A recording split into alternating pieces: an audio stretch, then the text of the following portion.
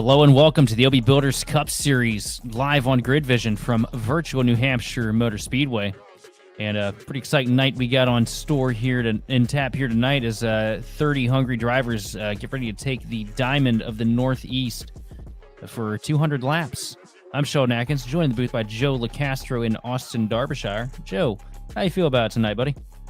I'm just excited to be here, man. Just glad to be here. It's really good. I love a race around New Hampshire. Like you said, it's going to be 30 drivers going around tonight, 200 laps. And what a better way for me to sort of settle in here at the OB Builders Cup Series than to go around and call a race with my boys. Yeah, definitely glad to have you in the booth here as we get a look at the championship standings here. Getting down to crunch time here. The season about to come to an end in a couple short weeks. Right now at the top of the board, it's Sean Conklin by 359 points over Justin Levine. Basil Lockwood is sitting in third place with Patrick Gitter, Joseph Causey, Chris Vincent, Luke Christian, Randy Mullins, Roger Pearson, Greg Carr, rounding out your top 10. And it has definitely been a great season so far. And, you know, this week's been a little bit of a mess here at New Hampshire, with a lot of chaos and cautions. It's going to be interesting to see what the OB Builders Cup Series field is able to bring in for us tonight, because we've seen how good these guys run week in and week out. I'm going to move us on to the keys to the race here. And starting out, it's with this package, with this tire and the Aero model we have right now, it's going to be a little bit of Gateway 2.0. A couple more options than what we had at Gateway. You can run the car different places. It's a little bit more of a multi-groove surface than what we were used to a couple weeks ago at Gateway. And really gives these guys a couple different options to choose from to make their passes. But one thing you got to be careful of, having these things loaded down in third gear, it's going to get really loose snapping out of turn two. Turn two has always been a bit of a calamity corner here at New Hampshire, and this next-gen car with how little wiggle room you have when you break the traction on the right rear, it's going to make for a couple of bent fenders and rough days for some of these guys. Bringing us on to the broadcast picks, and I got to go with the lowest hanging fruit of all. I'm going to go with that 38 machine of Michael Conti. Ran a couple of Gen 4 races against him here earlier in the season, and has his own unique line that you don't really see a whole lot of people using, and he is always fast here. Definitely one of his favorite tracks. How about you, Joe? Well, looking at the list here, a couple names stand out to me, but just got a good feeling in the tea leaves tonight about Roger Pierce. So I'm going to go ahead and say the 27 is going to take it home tonight. Pierce, definitely a good pick. And down there in the production truck, looks like Patrick Gitter getting a little bit of love from Derbyshire here in the 21 machine.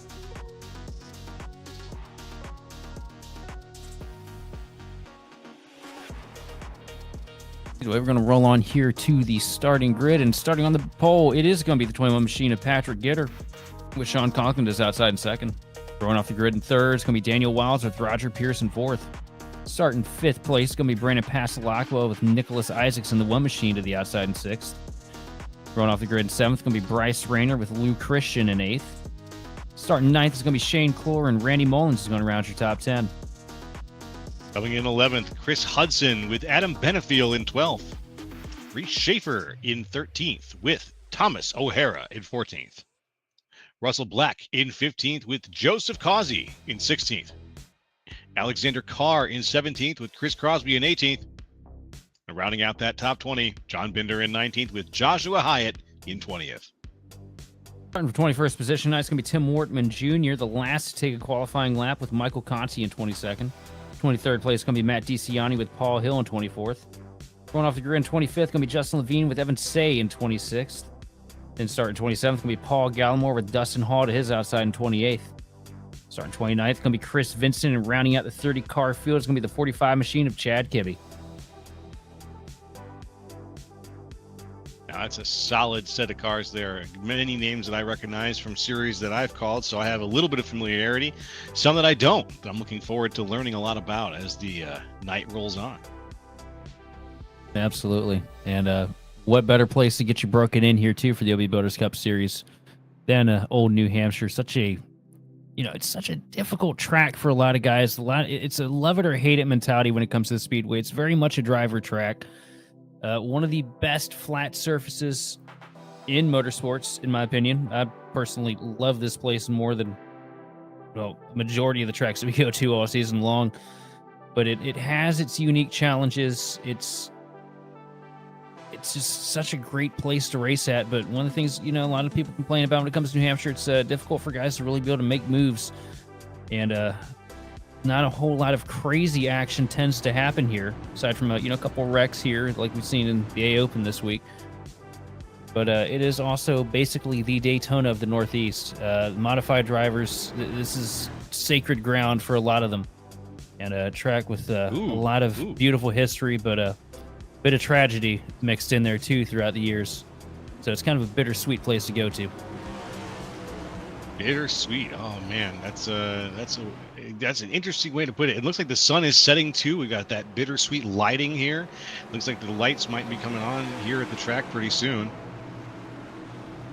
As this field of 30 drivers rolls in the OB restart zone here, green flag is in the air. Patrick Gitter going to get a great start here down into turn 1.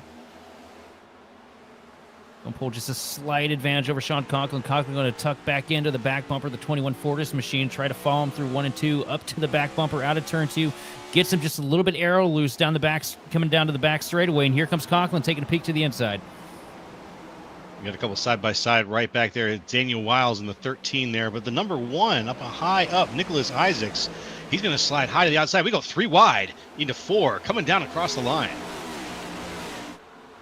Sorts out pretty quick. Nicholas Isaacs picking up a couple easy spots there, holding on to a 5th place position right now as he tries to get to the back bumper of Daniel Wiles through 1 and 2.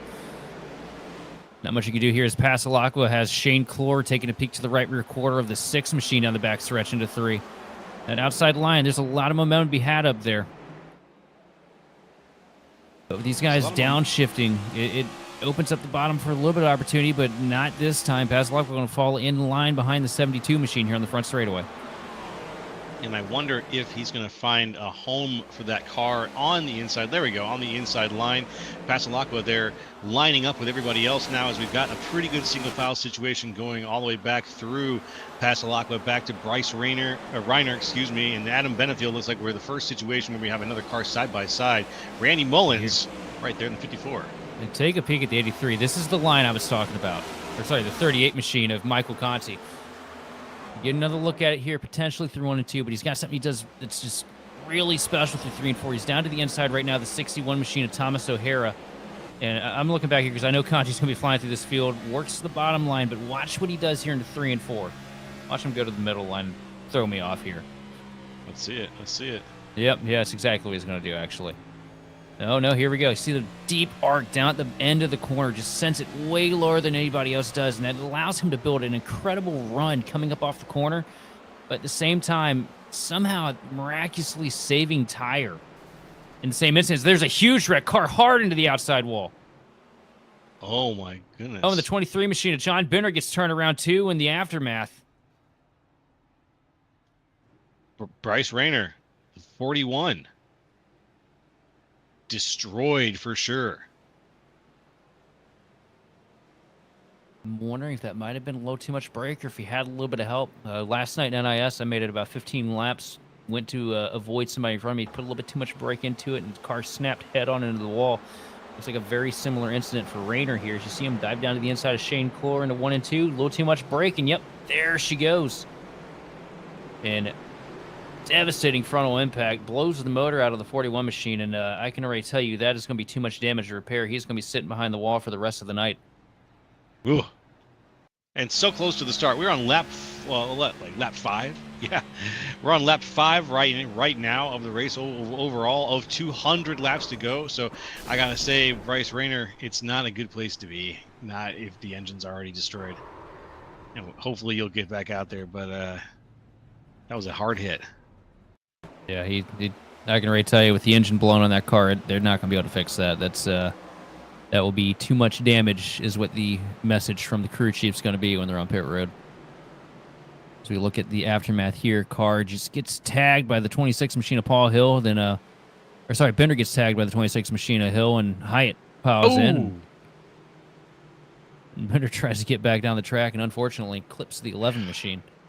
Yeah, just bad timing there, Binder. I mean, at the point that yellow's out, right? Just sort of, just wait until all the cars are gone. I mean, I don't know. Maybe he thought he was clear. We're on board with Hyatt here. Levine to his outside. And this all stopped right in front of Hyatt. Not really much that the 2 machine could have done there. Wasn't expecting the checkup. Can't really see what's happening in front of him.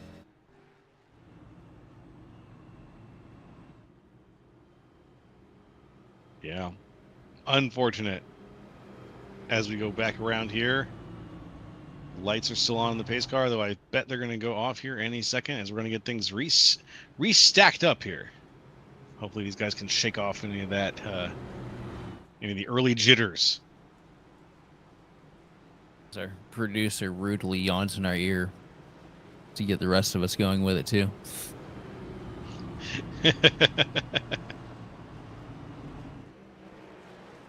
It's all right. I got my coffee here with me. Yeah, we're okay, man. A little evening caffeine.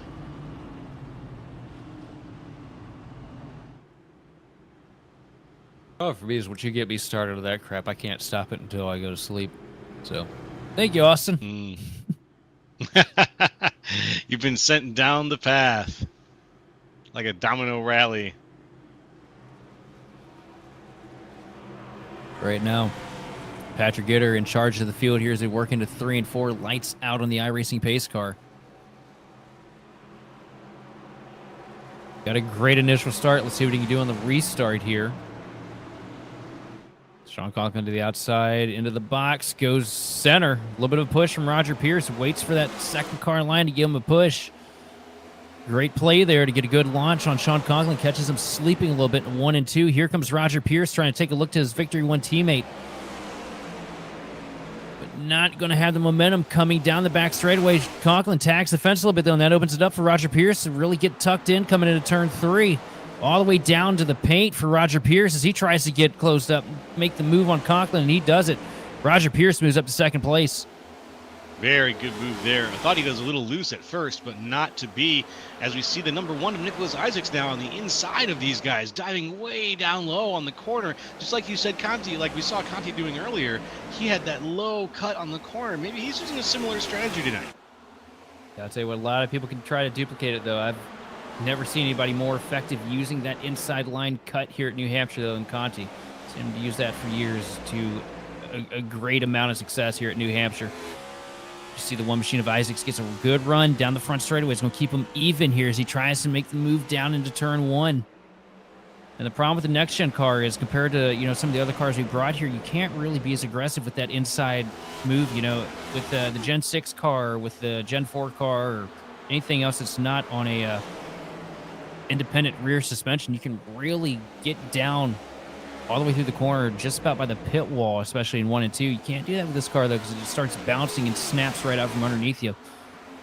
So you kind of got to taper it off about 10 to 20% here as you see Conklin go for a peak down to the bottom here. Gotcha. And you said that was, just for my clarification, you said that was because this car does or does not have independent rear suspension?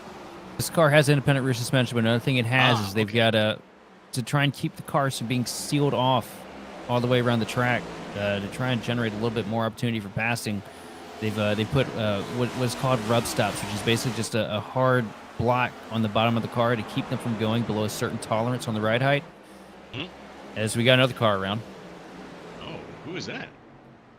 Alex Carr? I think that might be, yeah. Bingo. It's hard for me to tell these petty cars apart. Oh, sorry, I cheated.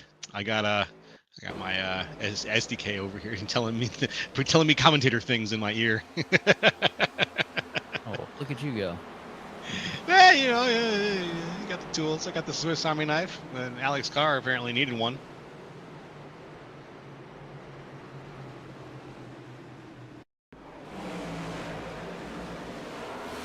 Peek what happened here.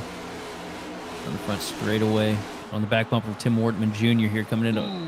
Yeah, Evan just got a little off center on that quarter panel, and that right there, that's where those braking points don't always line up for all these guys. Different people use different spots, different reference points.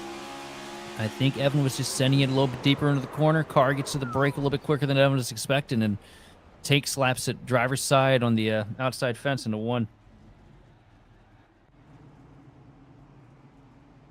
I think I said something similar in a race that you and I called recently, where I said that's probably my greatest fear driving a race in this kind of setup in general is just not expecting the braking zone of the guy in front of me to be slightly different, and that to cause me to get right up into him. I see it happen so many times to cause wrecks on tracks like this, and it's man, it's such an unfortunate thing. It's just a flat out racing incident. You can say that you were just driving your line, but if something slight changes with the guy in front of you, there's just nothing you can do about it. I can tell you, you can say sorry you want, but some of those guys, they're not gonna accept it. Right. Hopefully no bad blood between those two camps here tonight, though. But definitely a massive setback to the 18 machine of Alexander Carr. Yeah, big setback, but we've got a lot of racing left to do. So hopefully that, even though it was a pretty big setback, we'll see him come back out tonight. See, the way that we are kind of averaging on cautions too, it might work out. You might be able to come down pit road, get that car fixed completely up before we actually go for a long run.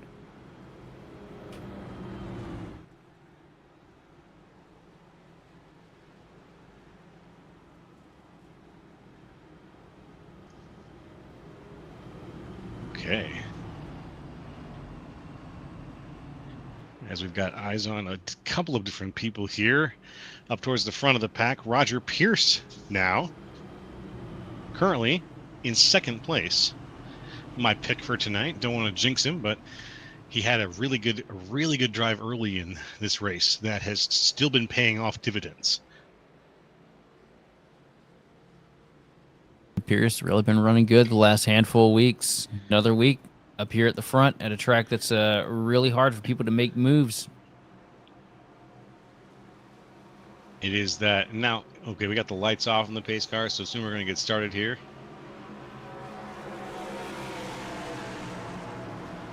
And into the restart zone here comes Patrick Gitter trying to lead these guys to green. And it goes a little bit earlier in the box this time. Green flag's out, and Patrick Gitter with a great launch down into one. Going to leave the Victory 1 machines behind him with a sizable gap. Sean Conklin dives down to the bottom here trying to get something against Roger Pierce, but Pierce going to use that outside line to his advantage. Pierce going to hold on to second place as Wiles tucks up into fourth. There goes Conklin again, way down to the inside. He's still holding on to third. 13 of number of Daniel Wiles in fourth. We got only a slight two-wide situation. Nope, that's resolved itself as Luke Christian finds himself a spot in the line. Conklin is the only one that seems to be breaking that line every time he gets down to the inside on these turns. Everybody else kind of lined up nicely now. We've got the top 10, probably the top 12 cars now lined up very well. A lot of single file racing going on here, but I think it breaks up just about every turn. Down on the inside there, not just Conklin this time, it's the 83 of Adam Benefield now taking things down to the inside. And Benefield making a quick peek to the bottom here into turn one on the 54 machine of Mullins. You see Benefield also down there rocking the apron, trying to get as much advantage as he can to get by, but they're still going to be dead even on the back straightaway. But a great run from the bottom lane there for Benefield, because a lot of guys get down there and they get choked up, lose a little bit of momentum. Whoa, do you see that one? Yep, he's got to be so careful with that, though, too, because there's a huge bump right there before the orange box that signifies that you should be below it coming into pit road. And if you hit that, the car will absolutely snap around you. But look who's moved his way up into the picture here already. Michael Conti up from pretty much the tail end of the field into 9th place already. And we've got a palindrome on the track right now with Adam Benefield just ahead of Michael Conti, the 83 leading the 38 here as the 38 tries to tuck in. Probably has got the momentum he needs to get around, but he needs the placement for it. And there are options here at New Hampshire. We've seen people use the outside, hold on to the inside, and so I think he's got the options, and he's using one right now. I'll tell you what, I don't think Benefit's going to try and hold him up too much as he throws a little bit of block down the back straightaway. Here comes Conti with a deep dive down to turn 3, all the way up under the paint. And he's going to clear his teammate here out of turn 4. Michael Conti moves up to 8th spot. Very good. Would you call that a slide job, maybe? Yeah. Oh, yeah, absolutely. Yeah. Very good one there. Nice and clean. Patrick Gitter not breathing easy. Roger Pierce keeping him honest as he dives down to the bottom here into turn 3 to try and make a move up to the quarter panel. He gets Gitter loose. Around goes Gitter. No, he saves it in the center of the corner. Impressive run, but here comes Conklin. Incredible. What a save.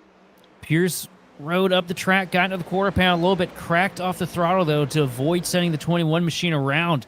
And unfortunately, Roger Pierce going to be the big loser on that deal as he loses a spot to Sean Conklin. You know what? Big loser is still standing on the podium, though. So I got to say that his opportunities are still in front of him, still ahead of him, as he earns the Gentleman Award so far, the perfect Gentleman Award for how he handled that situation. Cracking off the throttle takes a lot when you're running second place. He absolutely just saved Patrick Gitter's life, but Roger Pierce takes a peek down the bottom here in the back straightaway. And currently, Conti update going for 5th spot right now as he tries to make moves around Luke Christian and Nicholas Isaacs here through 3 and 4.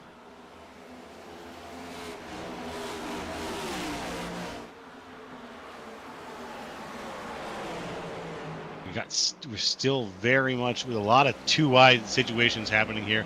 I thought maybe these guys were going to settle in, but no, the fights are still on. Lots of scrapping happening here in the top 10. A couple groups of 2 becoming groups of 3. Here comes the 38 again of Michael Conti. It's wild.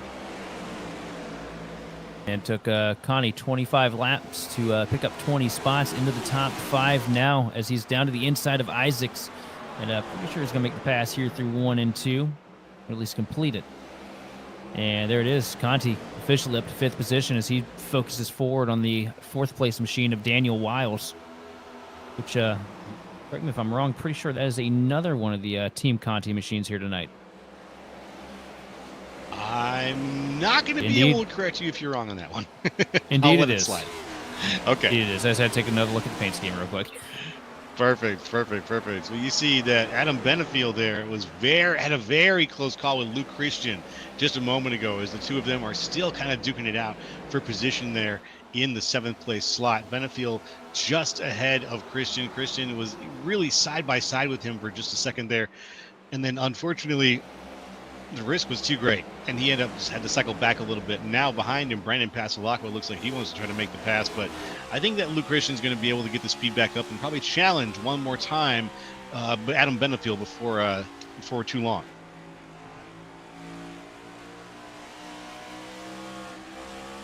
I'll say, though, 2nd place, a little bit quicker than 1st. Roger Pierce running slightly better lap times over Patrick Gitter.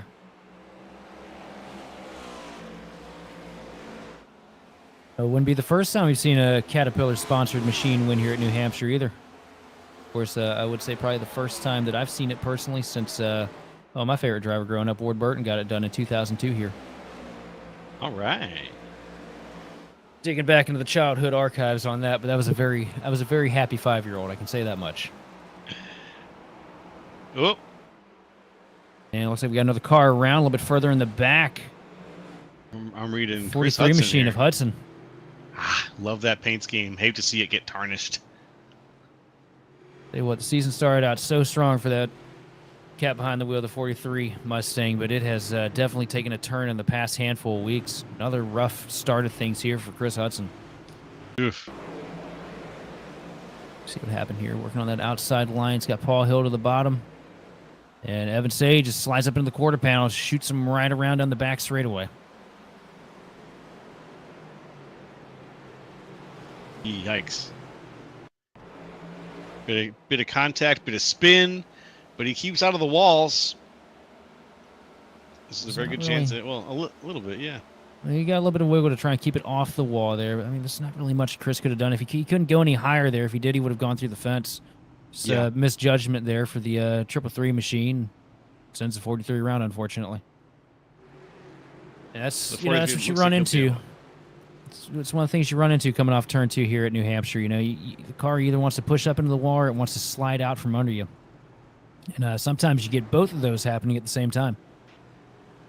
Sometimes you do. Then that's exactly what happened there. Unfortunately, the 43 was right in the middle of that.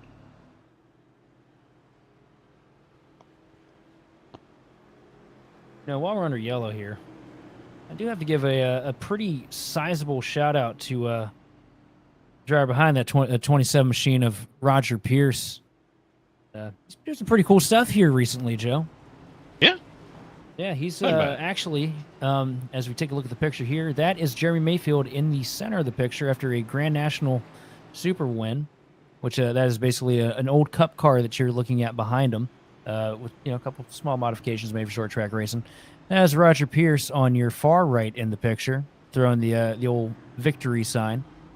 He has been crewing for Jerry Mayfield, ex-Cup Series superstar, this year with D2 Motorsports. Yo.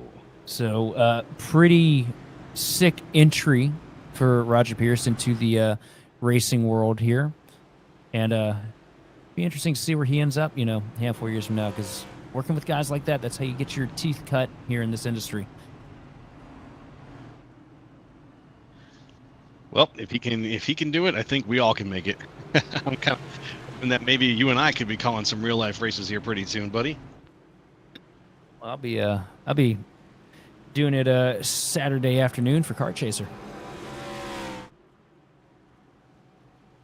This is gonna be fun.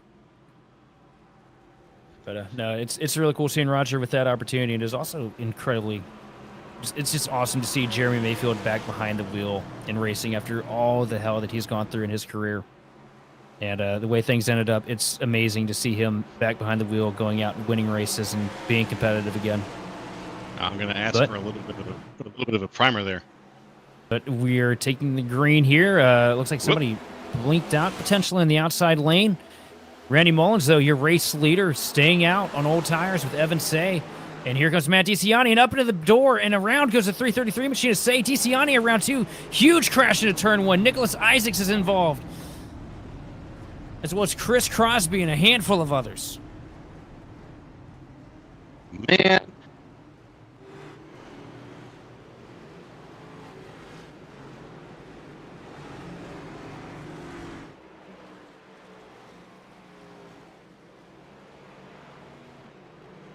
The big one strikes early here at New Hampshire. Look at what happened here.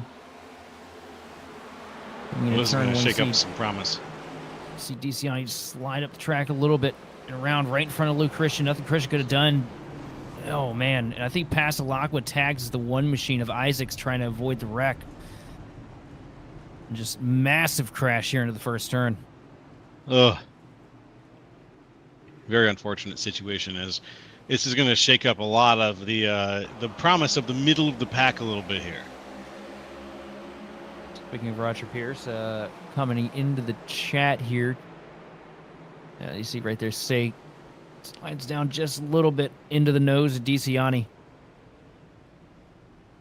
Roger Pierce saying that he needs new pants after that, so I'm assuming one set of the skid marks on the track isn't actually from the back tires. Little Code Brown, I see. Here's another look at that from DiCiani. It comes down in a situation like that. It's just a racing deal. Everybody firing it off into the first turn after a restart. As you see, Reese Schaefer get a little bit of contact as well. And track like New Hampshire, flat track, not much leeway with braking zone here. You either hit it at the right time or you blow through the corner. Mistakes like that happen more often than not, and it's a shame that it takes out so many competitive cars. But Luke Christian, with heavy damage, going to stay out here on the track and try and get a lap led in that 3 machine.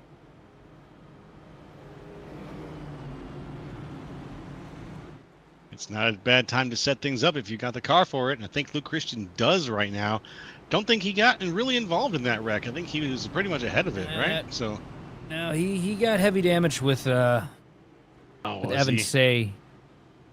There. He was part of that little pack with Say. You're right. He was the one to help finish Evan off there. And a heavy damage on both the left front fender and right front fender of that 3 machine. So it's going to be a big struggle here for Luke Christian. But, I mean, you know what? I get it. You don't want to come down pit road. You're riled up at the same time.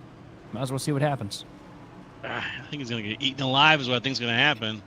or he's going to cause the next yellow. I don't know. I got bad mojo about this right now.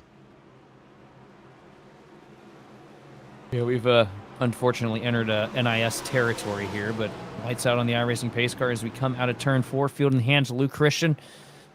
And the green flag is out, and a good launch for the 3 machine. And that's going to make it really difficult for Patrick Gitter because now he's dead even side by side with Sean Conklin down to turn 1. Which one's going to come out on top?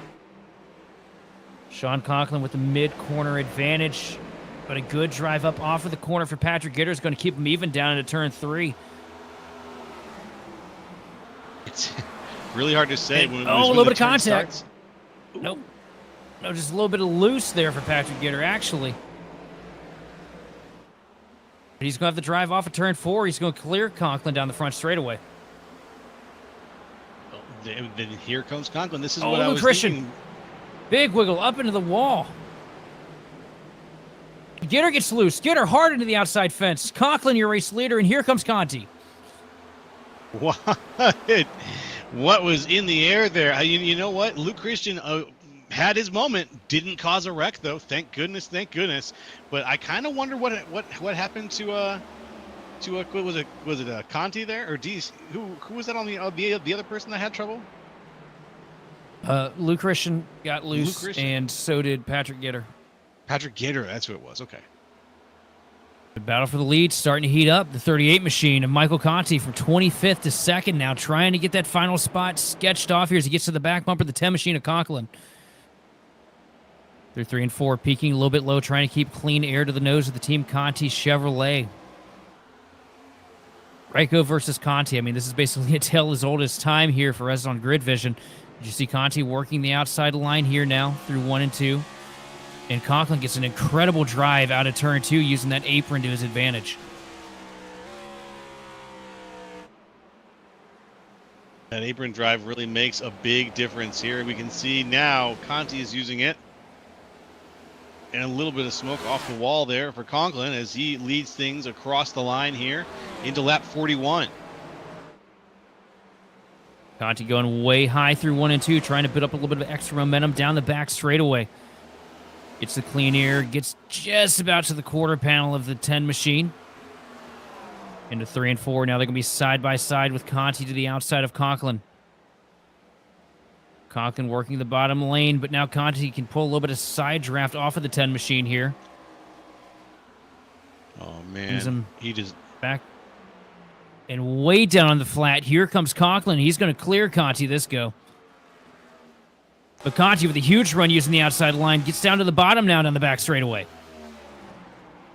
Wow, good flat line speed there from the 38. I didn't think he had it outside of the turns. I thought maybe he was just purely, turn exit. That's where he's been getting a lot of his speed. But a little bit of contact. Oh, back to it. They're close enough now that we might see that round 2 here as we go back around. Through 1 and 2, Conti with the advantage now, but here comes Conklin trying to nose ahead with the outside line. Down to 3 and 4. Conti sends it down almost to the paint. It's going to be tight here. These two not going to give each other much room at all. But Conti's going to have the advantage off of turn 4, and it's going to be Michael Conti taking the lead here at New Hampshire. What a well-deserved taking of the lead there after a hard-fought battle. Very respectful, but still hard-fought. He was trying to put that car just about anywhere it would fit, and there were some subtle moves from Sean Conklin that just said, no, we're not going to do that. Here's a little replay here.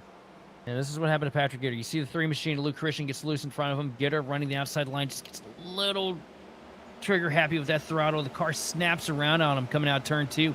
I've talked about how it's Calamity Corner. That's the first time that Gitter has run the outside line like that, coming out of turn 2 all race long in dirty air.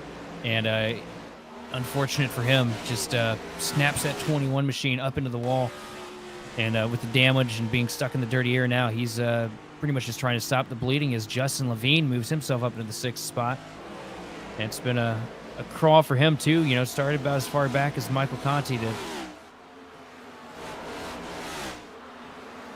Got some side-by-side action here. Chris Crosby in the 9 car, down on the inside right now. John Binder on the outside in the 23.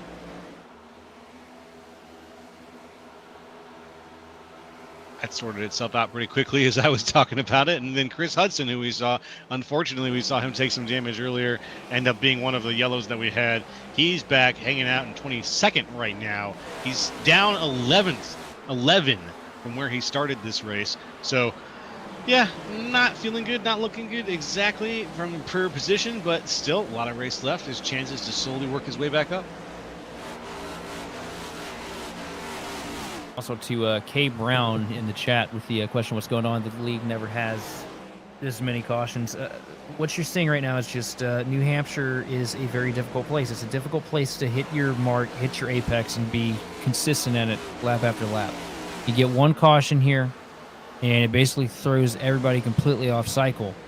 And going into turn one, side by side with somebody, the cars here, since it's such a flat track, if you're a little late on braking, you wash up a lot more here than you would at, say, a mile and a half like we're going to next week with Kansas. And when somebody's on your outside and that happens, I mean, two cars meet in the middle and somebody gets spun around, unfortunately.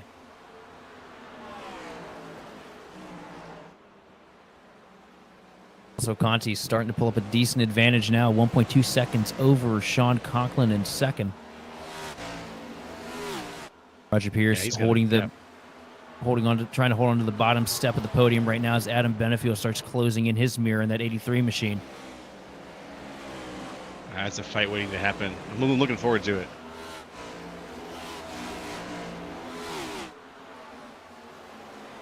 And Justin Levine trying to slot himself up into the top 5 as he is hounding the back bumper of the 21 machine of Gitter. Is right there too, and this is a pack that's much larger than the other packs we see at the front right now. Gitter is leading that crew, the 21, so he's got a lot of support behind him, but no one's going to actually help him in that pack. So, but I think it might as well be just a pack of 2 cars out here at the front. Yeah, well, it's the way it works here at New Hampshire. Not much draft to really talk about. So as far as help goes, the only help you got is the help that the guy behind you doesn't knock the back bumper off coming into the corner. Yeah. And Gitter going to go for the give and take methodology here. Comes over the radio, says go ahead and just take it to the bottom here into 3, Justin. You got it.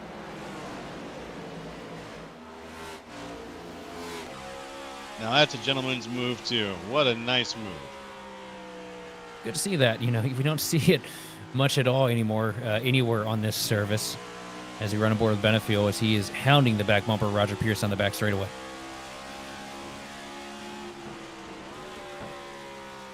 Yeah, it speaks to sportsmanship, and it also speaks to a longer strategy. You're willing to let someone pass. That doesn't mean that you're willing to go down a position for them for the whole race. It just means in the moment. That might be the best idea. Also, I got to give a shout out to Roger Pierce, too. You see the heavy damage on the front of that 27 machine. That's damage he got when Patrick Gitter got loose in front of him a couple laps, directly after the restart. That center being bowed up like that, making that car look a little bit like a pug in the front, that means that splitter is not generating anywhere near as much downforce as it should be. So the fact that he's able to hold on to a third-place spot for the time being, pretty impressive about the drive from that guy behind the wheel. Okay, yeah, with the aerodynamics messed up, I can only imagine that it must be, hell to drive. Down to the inside, here comes Adam Benefield looking down the back straightaway. How much of a fight does Roger put up here? Not as much as we normally see out of Roger Pierce. He's going to keep his foot in it as long as he can. On the front straightaway, Pierce still with the advantage, but here goes Benefield peeking down to the bottom into 1 and 2. A little bit of slide up the hill for Benefield, going for a diamond, a late apex on that 83 machine. I'm wondering if he's got the energy for the pass. I just don't. Oh, man. Okay, good entrance there for 83 of Benefield. Let's see how the exit works out for him. It's a good exit. Oh, just not enough energy. Right now, he's got himself in a situation where if he doesn't get pinched too hard into 1 and 2, he can go for a slide job. Gets pinched a little bit, though, by Roger Pierce. Not going to work out as well, but he uses that inside line to pull a little bit of extra grip out of the left front tires, and he's going to get it. Adam Benefield takes over 3rd spot. Awesome. Awesome. Another hard-fought position change, similar to the moment that Michael Conti took this race over from Sean Conklin. Adam Benefield goes ahead and takes over the third-place slot from Roger Ears-Pierce, and that was a slog of a battle. Took up many laps of this race to try to see that come to fruition, and now that it has, kind of breathing out for a little bit as we check in on the rest of the race pack here, we see that there is a pretty good gaps forming of a couple seconds from first place back to about fourth or fifth place, and then things start to squeeze together again. Justin Levine starting to creep his way into the picture here.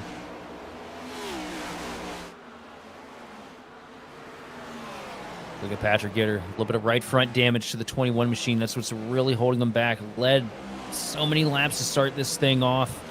Unfortunately, the restart shuffle bites the 21 machine on the hand. But here comes Passalacqua diving down to the inside. Gitter going to let him have the spot. Knows that 21 machine's hurt. Not trying to hold these guys up too much. It doesn't want to hold them up too much, but it is clearly traffic. Traffic, not really a jam per se, but there is some traffic being held up right now. And you can see where it's happening. It's not in the front of the race, not too far in the front. It's right there. Also, Justin Levine.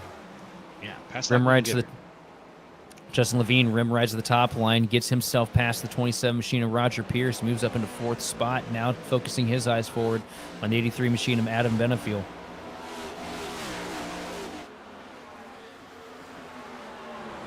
Okay, let's see if any of these guys take the bait and try to make some passes here. As we are on now lap 60 of 200. Look at Joseph Causey. Randy Mullins taking a peek to the inside down the back straightaway of the 88 machine. Slides up the hill a little bit, not able to get to the quarter panel, though. Joseph Causey's going to hold on to the position for now down the front straightaway.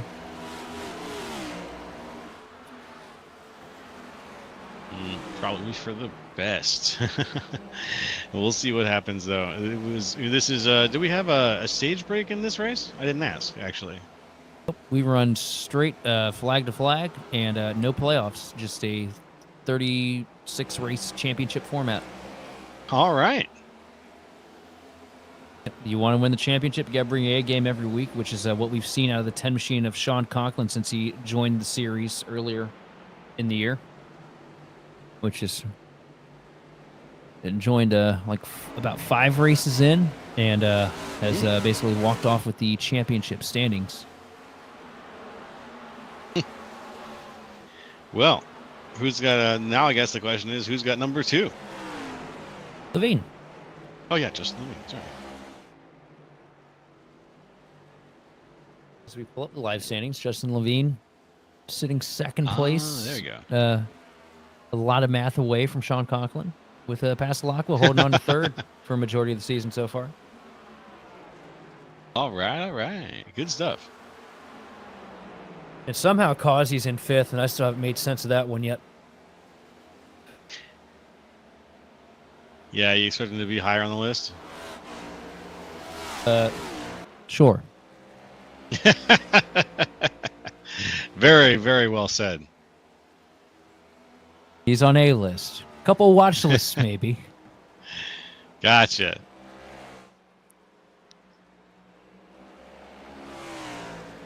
We're seeing more varying lines out of Michael Conti. See him running a lot higher on the track now than I think I've really seen anybody run all week. At least through 3 and 4. Keeps it nice and tidy.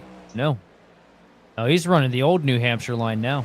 So we used to run in the B car back in the day, way up, basically springboarded up against off of the wall in the center of the corner and just send it down the hill on exit. So you're right on board here for a lap with Michael Conti. Now, I think he's just searching right now, trying to figure out which lane is going to give him the biggest draw over that 10 machine of Conklin. It seems to definitely like taking it really wide through 1 and 2, though. Yeah, and it's working. 1.5 second advantage over second place right now. But with 66 laps on the board, we're going to send to a quick word from our presenting sponsors. We'll be back to bring you more of the racing action here on The Grid.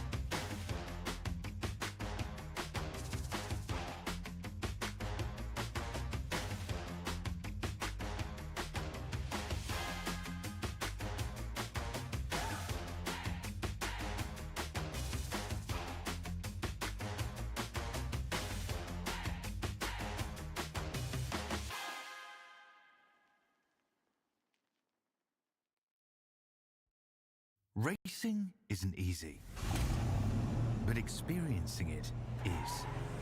iRacing puts you in the driver's seat with the industry's leading sim racing game. Drive on laser scan replicas of the greatest racing circuits from around the world. Go head to head against other drivers chosen by skill-based matchmaking to ensure competitive racing at every level. Compete across all your favorite series. In officially licensed cars, engineered to deliver the most accurate driving experience possible.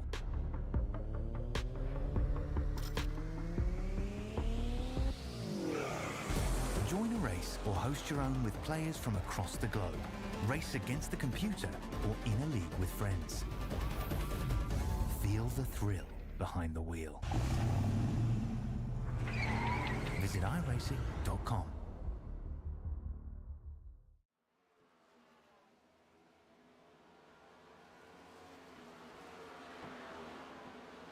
And welcome back to the LB Builders Cup Series here, live from New Hampshire. I'm Sheldon Atkins with Joe LaCastro sitting somewhere in the booth. I think he went off to go get some food. Joe, you still there, buddy? I'm here. All right, there we are. And, oh yeah, we've got Austin Derbyshire in the production truck. At least, allegedly, it's Austin Derbyshire. I'm pretty sure we've actually replaced him with AI at this point. Soon. Austin Okay, never mind. Derbyshire 2.0. Right now, Conti did have a 1.5 second lead, but Conklin's starting to reel him back pretty quick here. It's brought that lead down to 0.8 of a second. And it just looks like Conti's fighting a very loose Chevrolet right now, as you see him kind of wiggle through the center of 3 and 4 there. It's right on board with Conti.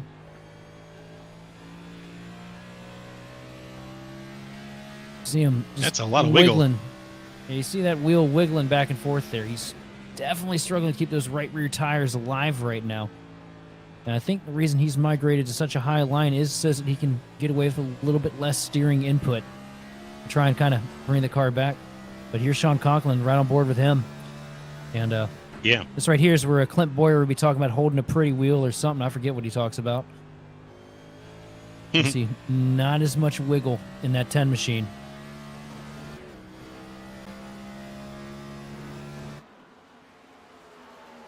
It looks like Ken Byron's done a good job getting that that 10 machine set up this week. But one guy Yes, that you sir. can't count out, and one guy that's always going to come to these flat tracks or the short tracks when it comes to saving his equipment, is that madman behind the wheel of that 83 machine, Adam Benefiel. Right here off the bumper of Sean Conklin and closing in on both him and Conti. Yeah, his car has always been coming up tonight. It's been constant competitor, and he's still there. He's in 3rd place right now, holding it down. So Adam Benefiel, when we had the battle between the 83 and the 38, that as Michael Conti was making his way through the field, he was a challenge. And so now I'm kind of hoping that he kind of stays tucked in and shows us exactly how to maintain this kind of pace for the rest of the night. It'd be really, really something just to kind of pull out a 3rd place win from all the way back here in lap 77. I'll tell you one thing that I've noticed every week since I've gotten back into A Open is we got a battle for the lead right now. Come back to it. Oh, it dried up as quick as it started. Never mind. Conklin going to dive down to the bottom here into 1 and 2 though. And get real close to the back bumper of that 38 machine of Conti. Right now, he's in position to possibly get that 38 a little bit arrow loose if he stays on him long enough, but diving back to the bottom of the track again into 3 and 4, and he's going to be side by side, door to door, down the front straightaway. Not enough momentum, though. Conti fires it up off that outside line with a heck of a head of steam. Yeah, he really does. And Conklin's got that. He's trying to use that sweet geometry, trying to get down and get on the inside of the arc, but Conklin is not going to let him have it. For Conti. Conti had a big nervous moment coming out of turn 2. Just about loses the control of that 38 machine. And that's going to open up the door. Here comes Conklin looking to the bottom here through 3 and 4, and he's got clean air this time. He's going to be able to clear for the pass. No, they're going to be close, but it's going to be Conti with the advantage at the line.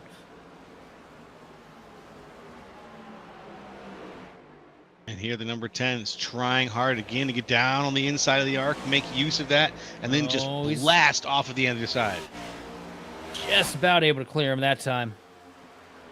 But he's going to clear him here in the 3 and 4. He's going to send it deep down the bottom of the track. Going to go for a bit of a slide job. Here comes Benefield trying to get to the back bumper of the 38 machine. Sean Conklin comes back to the lead, though. And I think now is where we're going to see that 10 machine start to walk off like we see week in and week out. You see Conti rolls out of the way, lets his Team Conti teammate of Adam Benefield take over the second spot.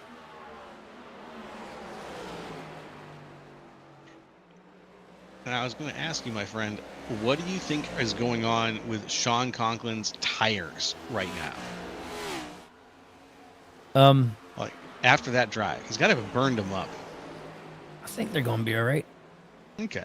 I just all those dives down to the inside, holding on to that inner line. All I can imagine is that the right front is just burning. Well, yeah, the right front, probably not in the best possible condition, but in comparison to the rest of the field, I think Conklin's just done a masterful job saving tires.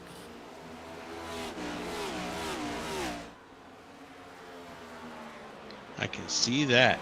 What a drive here from Sean Conklin. You look through the field, Justin Levine sitting in 4th, over Daniel Wiles in 5th, Roger Pierce. Bit of a fallback sitting in 6th place, but with the amount of damage on the nose of the 27 machine, a great run for him. Grant Pass Lock was sitting in 7th with Russell Black, a good run in the 44 machine in 8th. Shane Clore in 9th in that 72 machine. Been picking up a lot of speed for him here in the closing weeks. And Reese Schaefer rounding out the top 10. It's a pretty good top 10 considering that a bunch of two of the cars are about 20 places up from where they started tonight's race. Michael Conti and Justin Levine are respectively 19 and 21 places up from where they were on the grid tonight. Adam Benefield's up 10. So that's 3 cars in the double digits where they're charging in the top 5 right now. So a lot going there. Kibbe is very close to being on the verge of 20 and being in the top 10 both. So he's very, very close to getting that 20 laps here, that 20 places. Dustin Hall in this has got 16. So there are some guys here that are putting down some moves, and they're really trying to make their way up through the field actively as the night goes on. Yeah.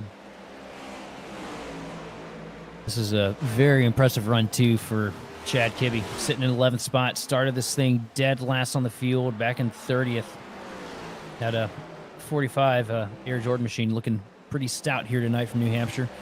As we look at Randy Mullins getting past Joseph Causey here out of turn 4. And these two have been going at it for what feels like the entire race. But Joseph Causey going to fire back on the outside line, not going to let him past.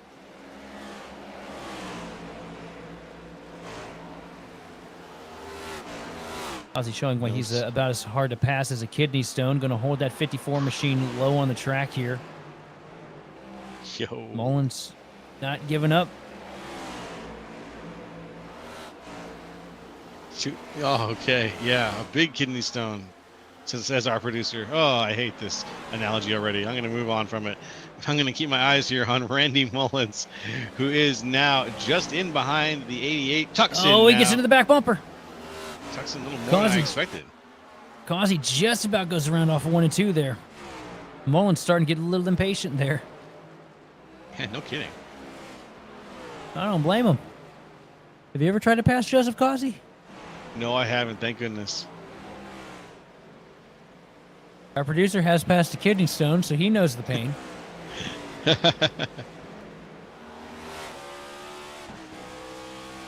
Should lay off the monster there, my friend.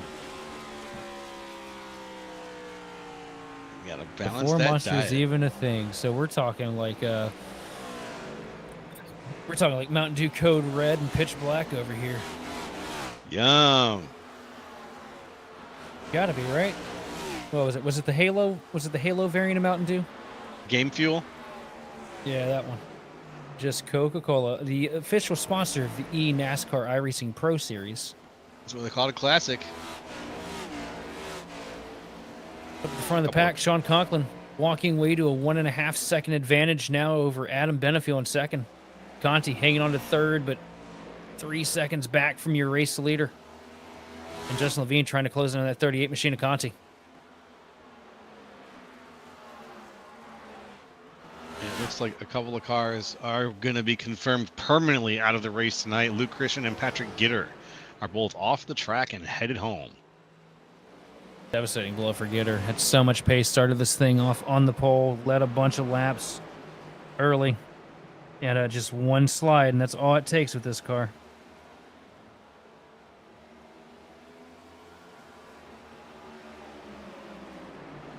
Here comes Randy Mullins now. Ooh, side by side behind him, though. That's Dustin Hall and Joseph Causey. Causey down on the inside with Hall high up there behind Mullins using the middle line. Causey's going to slide back up. Whoop, not quite completely to the outside. I think he didn't think he was clear, but he's going to go ahead and have that clearance now. He's not going to use it too much, but it's going to send things just down the center stretch as here comes the 28 of Tim Wortman Jr. with a very good run as well.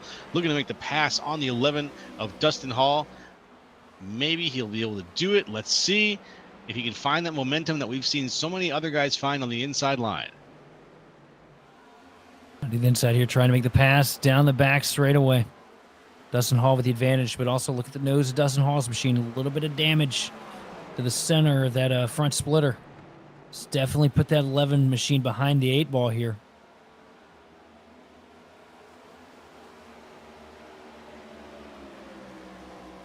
And here he is around lap 93.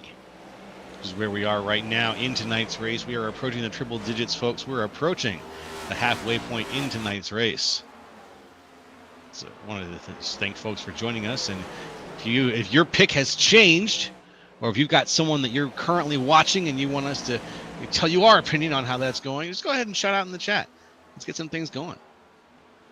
Let's keep your eyes out. The 23 machine of John Bender got loose coming out of turn 2. Bunch of tire smoke down the back straightaway. Well, that made me nervous. That is also the car that Conklin is about to put a lap down, because if you look off the rear bumper of that 23 machine, that is your race leader. Oh, no.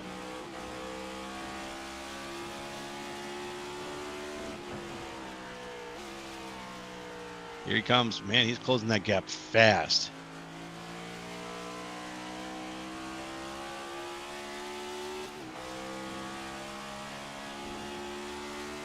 Wow. We're about to see the Jaws music.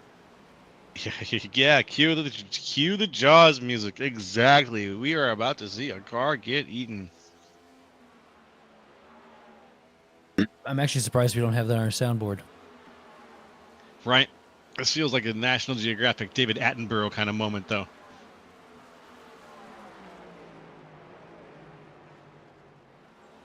I guess cue a David Attenborough impression. Yeah, go for it, Joe. I can't. Somewhere down on the inside of the track, he waits, hiding in the reeds. If the wind shifts, it's going to be impossible for him to hunt. And so he steadies himself on the possibility that his opponent will hit the brakes just slightly earlier and give him the opportunity that he needs. Beautiful. Beautiful. Not bad, right? I think that's going to get us was it an Emmy, Oscar, something? Yes, sweet. I'm on my way. We'll get a semi. Yeah, we're going to get a participation trophy for the. I'm sure of that. Sweet. Participation trophy is just a Dairy Queen gift certificate, so I'm here for it. So look at Roger Pierce really losing spots now, as that damage is just holding him back so bad. In that 27 machine loses a spot here to Pasalakwa, falling back to 8th here. Also, Reese Schaefer really flicking it up here in the closing stages of this tire run, moves himself up from 10th to 6th in the last handful of laps. Not a bad turnaround there for Pasalakwa, who's still down 2 from where he started. but has slowly been trying to find his way back up into the good graces of the goddess of victory. But Roger Ears Pierce is just suffering from the fact that this race does go wall to wall. You don't want to give up and pit stop. You don't want to put yourself a lap down in a situation where the leaders are going to be pushing themselves to stay out for as long as they possibly can, with no expectations of stopping. And now that we got everybody really spread out, it's even a worse situation for Roger Pierce. So even though he was my pick, I'm feeling kind of bad for him here. Yeah, it's my fault, though, I know. When a commentator picks a racer, they're inevitably cursing them and making sure they will never win the race. Oh, don't make sure you don't mention that to Conti when this thing's over. Okay. For the love of God. I won't say anything. Mum's the word. The last thing I want to do is pull some accidental hoodoo on a NASCAR racing champion. Oh, roger that. No, we want to be careful. We want to be careful. Conklin right now, 3.5 seconds ahead of Adam Benefiel. Just on a nice Thursday evening cruise. Yes, sir. This is the type of racing that I usually refer to as the Sunday drive, but that would be a misnomer today. It's Thursday.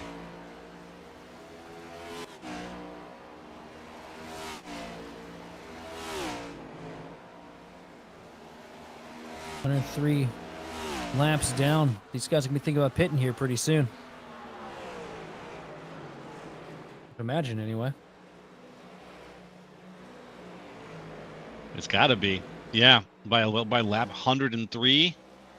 I mean, we've had pits on lap 30. Yeah. We're 72 laps into this stint right now. It's about time. Approaching it pretty quick, anyway. But is it going to be Sean Conklin who makes that call? As big of an advantage as Conklin has right now, he can pretty much play move he wants. As we see the 45 machine, Chad Kibbe, first one to come down pit road.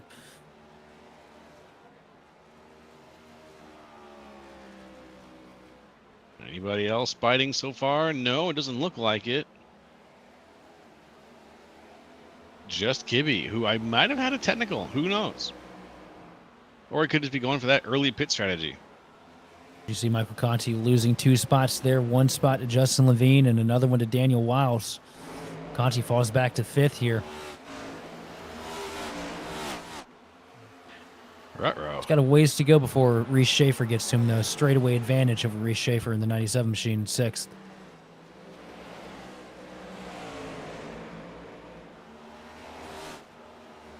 These packs of 2 that have formed up here are starting to dominate the middle of the top 10s here.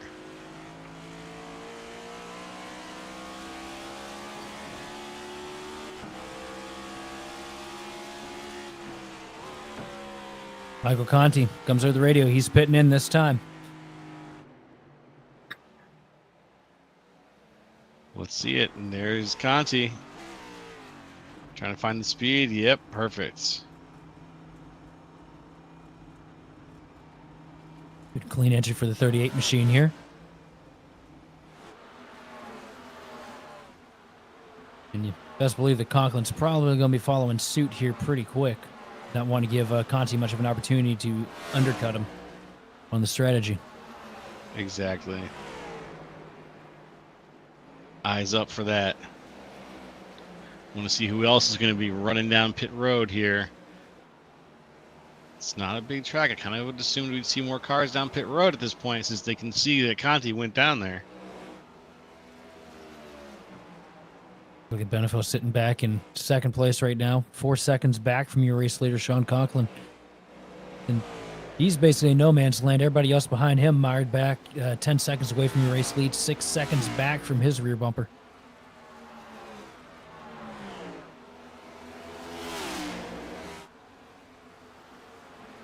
Here's Justin Levine, currently leading Daniel Wiles a little bit. Oh, Wiles got gets loose there. really loose there through 1 and 2. Loses a whole bunch of time here down the back straightaway. Yeah, that's really unfortunate as he's now stuck next to the lapped car of Alex Carr. But he gets just ahead of him there.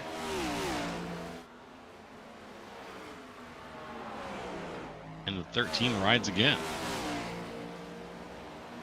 A little bit further back, Roger Pierce going at it with Joseph Causey. Causey trying to take over the 9th spot. Dives down to the bottom of 1 and 2, and he's going to get it pretty clean here over Roger Pierce as Chris Crosby and Chris Hudson come down pit road.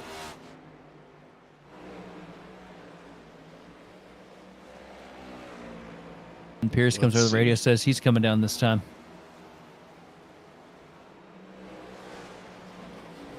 Yep, I got a feeling we're going to see a few more here. The cascade is going to start.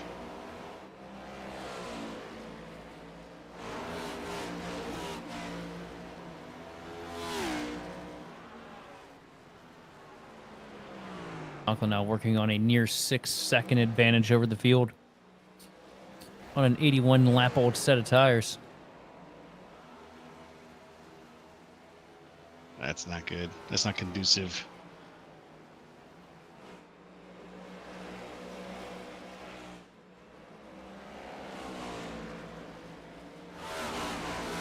Conklin works car through 3 and 4 now. Probably expect Conklin, once he gets to within about a second of these lap cars in front of him, to dive down pit road for his 4 tires and fuel, because you don't want to get stuck in lap traffic and lose that lead that you've built up, especially with guys undercutting around you.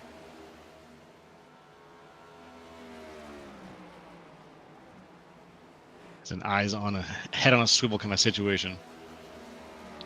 He's going to send it through here, though, this time. As we see the 28 machine of Wortman Jr. come down pit road. I guess people haven't really been taking the bait very much. It's been a one after another thing, but separated by about a lap each time, or a lap or two each time. These guys have not yet been going down pit road. I think a lot of them just want to stay out and try to get as many laps under them as they can before that option has to be taken.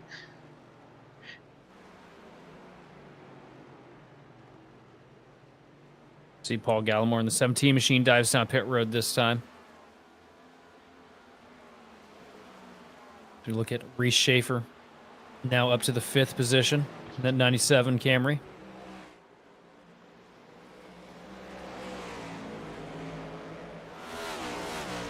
Very good.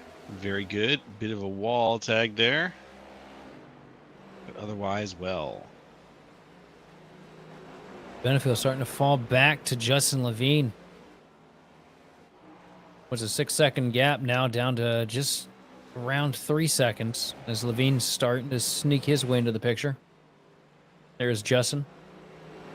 The Grid Vision colors tonight. Yeah.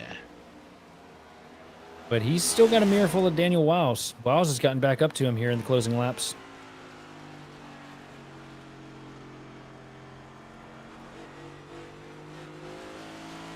It's a good line, Levine. Wear those colors well.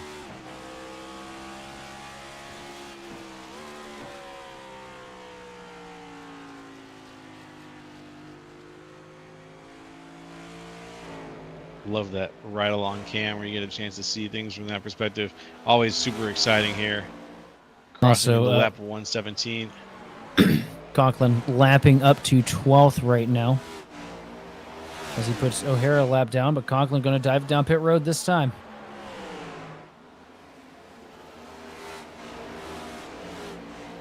A good clean entry for the 10 machine. Yes, sir. That's Sean Conklin, race leader.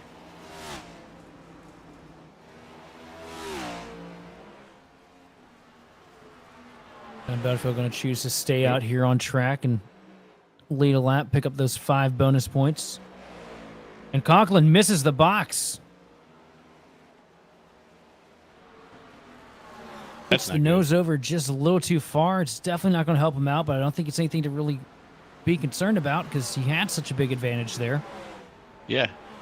Just back it up, plant it, try it again. And he got it the second time. So I think he lost maybe a total of what? 3 seconds? 4? Probably not that big. Yeah, barely even that. If that. See Adam Benefield dive down pit road here to take his 4 tires and fuel. Got that lap led.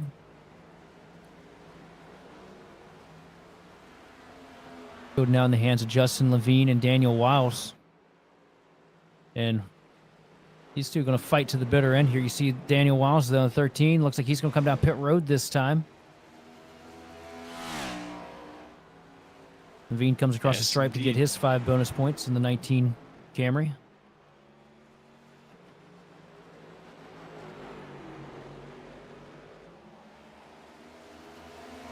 Side by side. And you see Benefield on his 4 fresh tires, going to use that bottom line to pull himself back around and get his lap back. That's the way to do it. Daniel Wiles, Thomas O'Hara, also down the pit road now, and Matt Ticiani. I think you mentioned him earlier? Yep. All right. A bit of a rough night here for the 5 bunch.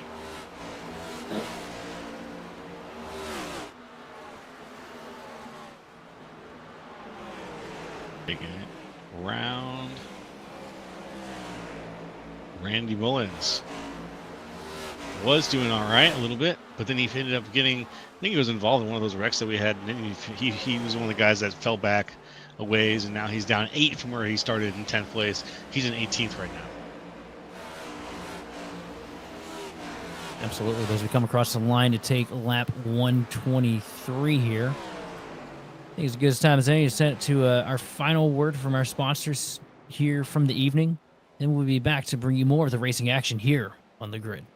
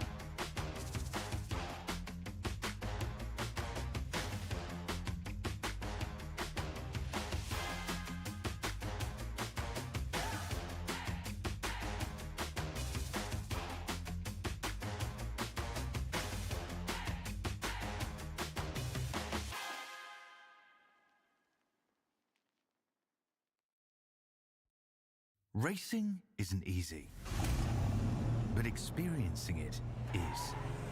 iRacing puts you in the driver's seat with the industry's leading sim racing game. Drive on laser scan replicas of the greatest racing circuits from around the world. Go head to head against other drivers chosen by skill-based matchmaking to ensure competitive racing at every level.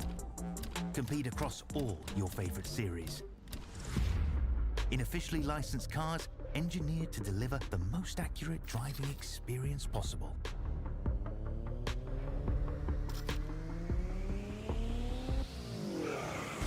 Join a race or host your own with players from across the globe. Race against the computer or in a league with friends. Feel the thrill behind the wheel. Visit iRacing.com.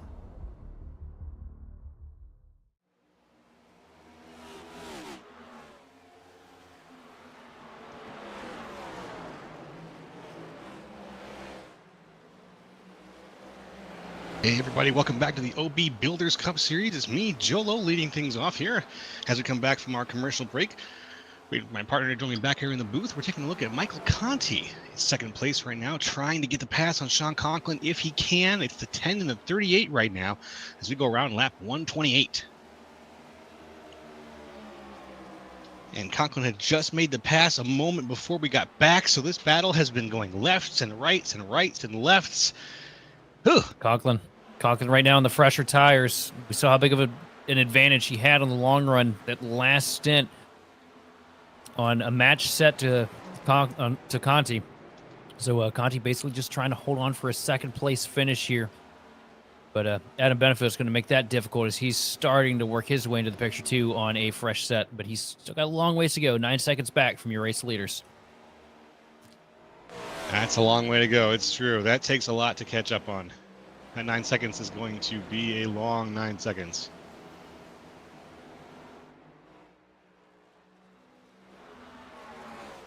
It's going to feel like an impossible 9 seconds, I should say. Yeah, but as the laps went on, though, some of these cars are going to start falling back quicker than others as we look at Justin Levine, who has fallen back to 9th after his pit stop. Just think he stayed out a little too late and maybe didn't get as much on pit entry as some of these other guys have.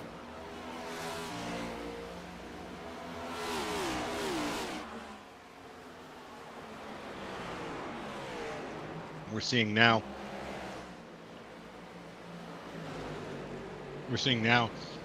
Justin Levine here, who is he's got tires from lap 124, so he's one of the newer tire guys. He's actually got the newest tires on the whole field, so he's going to be using them to his benefit here, and we'll see how exactly if he can make up the time between. It's about a 2-second gap between him and Pasalacqua, so we'll see if he can get up that gap.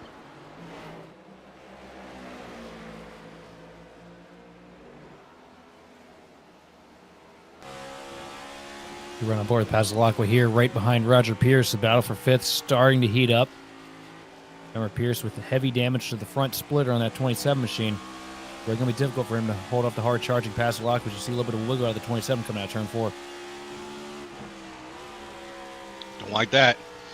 You want to get your hand on the wheel and keep that wiggle from happening. But that means you're going to have a lot of wheel play, and you're going to just be opening yourself up more and more for that window of opportunity for the car to lose control.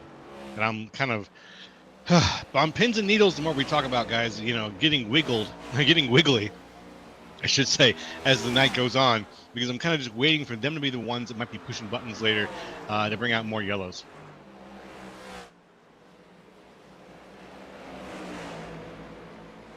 You know what, we're what, about 100 laps on this stint now?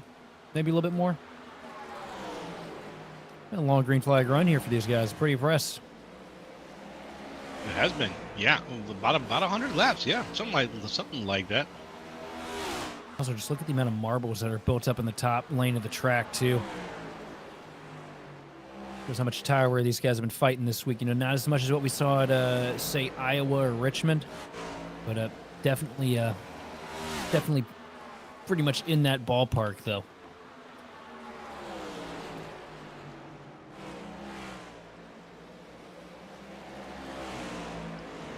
Yeah, you can see that when the camera pans around, you can get a really good clear view of all those marbles tucked up into the corner, just like you said. It's very visual here in the sim right now. Yeah, you can get a good look at a T-bone steak if, well, never mind, we're not going to go there, but Roger Pierce still trying to fight to hold on to that 5th place position. Tommy boy, anybody? Okay, I was about to say, if that went over everybody's head, I was putting in my 2 weeks. You just hit me in the middle of my. I was taking a big sip of my coffee here, but I'll be the guy who admits it. I get the individual moments of Tommy Boy and Black Sheep mixed up all the time. This means you need to go back and rewatch, buddy. It's been too long. I think you're right. I mean, what were you, like 40 when those 2 movies came out? Something like that. You know me. I got some on the theaters. Yeah, he went and saw the moving pictures with Chris Farley in it. As you see, Passalacqua sees Justin Levine coming on fresh tires, decides, you know what, I'm not gonna hold him up. Sends it down to the bottom of the track. Lets that 19 machine slot in behind Roger Pierce. Now Levine trying to get by the 27 machine of Roger Pierce here out of turn 2.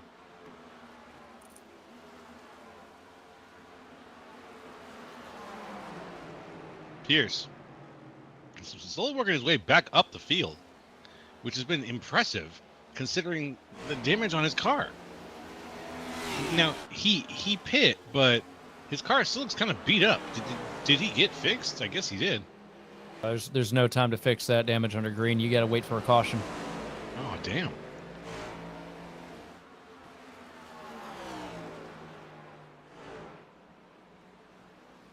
Well, Let's look at Daniel Wiles, still holding on to a strong 4th place position right now. Great run of that 13 machine here tonight. Been a pretty good stint of races he's had here the past couple weeks. One of the newer names here to the OB Builders Cup Series circuit, but putting in good performances week in and week out.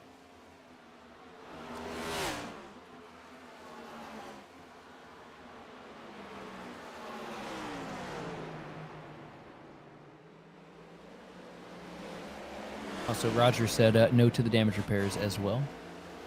As we see him trying to hold off a hard-charging Reese Schaefer. And just remember, Roger's on older tires here than the rest of these guys, and he's got that damage. Roger's one of the first handful of guys to come down pit road, just trying to hang on right now. just trying to hang on.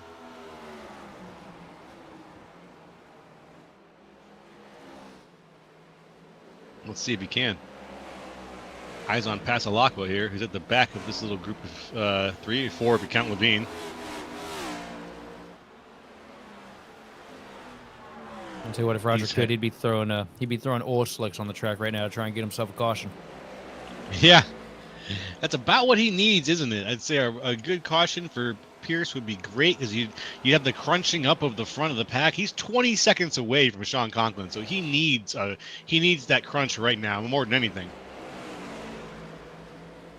And actually, if you look at the field, that 20-second gap between Passalacqua and Sean Conklin is pretty huge, considering that the gap between Passalacqua and the next 20-second gap, if you go the other direction, it's all the way back to 18th place. Oh, he did. Yeah, Passalacqua gives Pierce the bumper in the center of 1 and 2. You don't see that often. No. Did the message get home? I think somebody shot the carrier pigeon. Oh, no. Is he going to do it again? Oh, no. Look at that. Down, down, down below the line goes Passalacqua, trying to use that strategy we've seen used multiple times tonight to get a tremendous launch off of the inside there. But unfortunately, Passalacqua is just not going to be able to do it, and he falls back to about a half a second behind Roger Pierce. Yeah, unfortunately, Brandon haven't seen him go down there much today, so he's still trying to put the feelers out to figure out how to make that low line work. He's been pretty well locked into the mid lane in the top since we dropped the green flag 145 laps ago. And unfortunately, that's not an easy line to learn on the fly. Doesn't seem like it. We've seen several people use it, but it's kind of hard to tell until you see the results of it who's really been practicing it.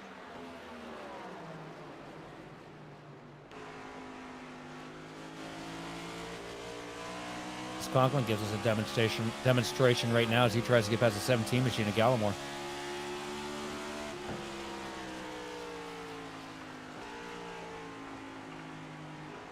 Down low, back out, and he actually gets past him. Yeah, you basically got to send it on the bottom till you see Jesus, and that's where you really start to wire yourself up to try and get that arc off. And it's especially effective when you're passing cars that are significantly slower than you on pace. Yeah.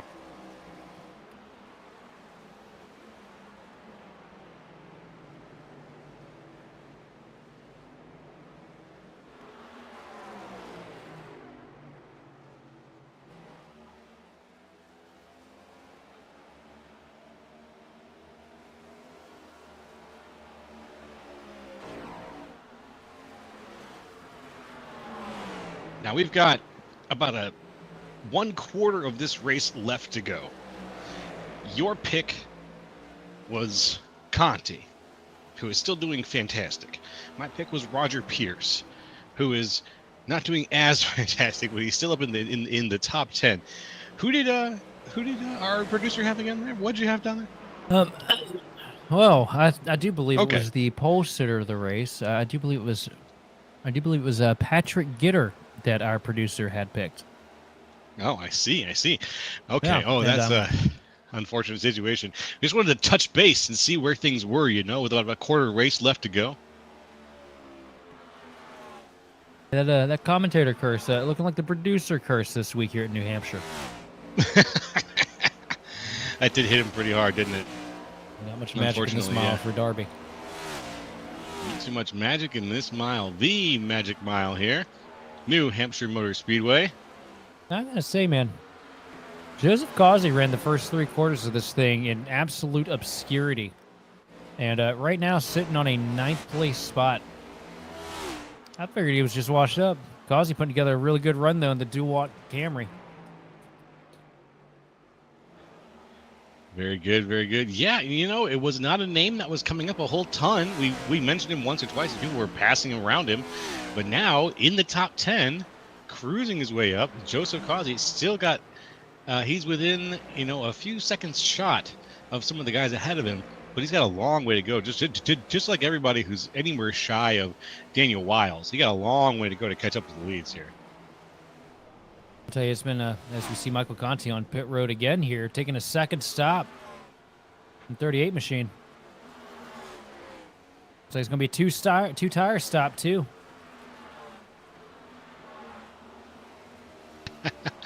Excellent pick, Sheldon.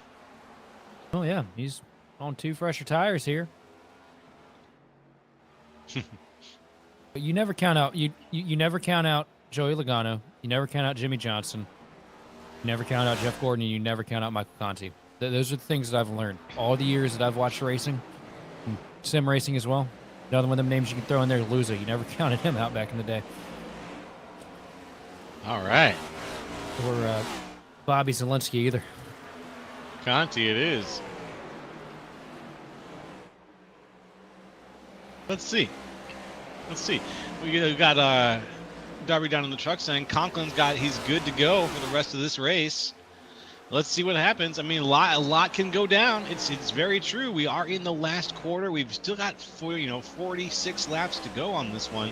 But Sean Conklin is so far ahead, and we have got nothing but the boys racing against themselves right now to bring a yellow out.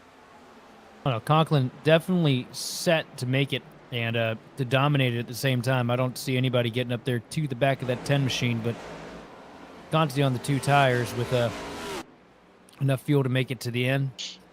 I think that he can at least work himself back up into that top 5 before this thing's over and done with. Right now, he's going to unlap himself, and 5th place is 21 seconds back from your race leader, almost a lap down themselves. That is about a full lap's time, isn't it, too? That 21 seconds, that's going to be just about a full lap here. And these guys have got a lot of challenge ahead of them if they want to find good places to finish this race. We're just going for points here at this point. We got the guys ahead who are very far ahead. Maybe we could do one last look at the live championship standings from up here in the booth. Have a quick look. Sean Conklin. If we look at this live standings versus how things stand right now, we've got Conklin at the top, poised to continue his surge into the higher echelons of the standings. Justin Levine in 4th, looking good also for where he's sitting right now. Pasalacqua looking good. Gitter not going to earn himself any points tonight, unfortunately. But then you got Joseph Causey, who is just a little bit behind him, I think, in the points. About 200, maybe even 200 or 150 actually. Excuse me, about 150 or so. And so there's a chance here that he could, earn his way a little bit closer to Patrick Gitter, maybe eke by within the next couple of races.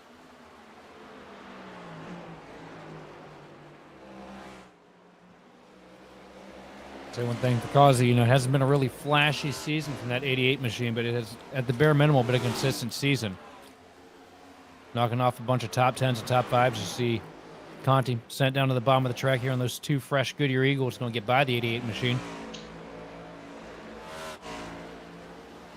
Hey, not flashy works if it's consistent. As long as you're finishing races and getting as many points as you can get without bending the car, you know, that's how you set yourself up pretty well in these long season championships with no playoffs. Exactly. Look at Shane Clore holding on to a top 10 spot, sitting in 10th place right now in the 72 Logitech Camry. First guy a lap down now, but been putting together a really good run this week. Ran well last week at Bristol and even before that at Gateway. Shane Clore really coming alive in the closing stages of this season. Might be one to look for next year.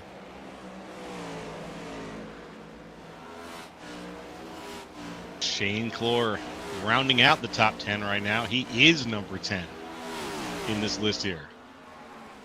As we got eyes on the field on Tim Wortman Jr. in the 28 right now. He's on the outside. He just getting chased down here, or excuse me, he was just getting chased down by the Chad Kibbe. Trying to make the pass now on Kibbe. Can he do it? I think he's got it. Kibbe just not putting up a fight there. Nothing in him. At this point, you just try to survive and make it to the end. Yeah, and we're getting our way there. Lap 161. 39 to go, my friend. Laps certainly winding down here.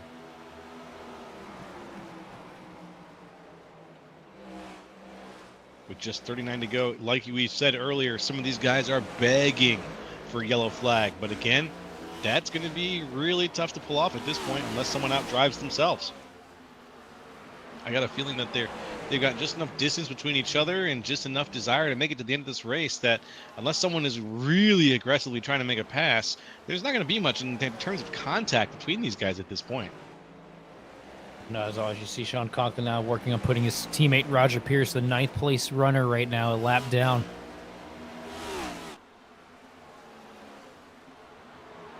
Another incredibly dominant night here from the Victory 1 guys. That 10 machine.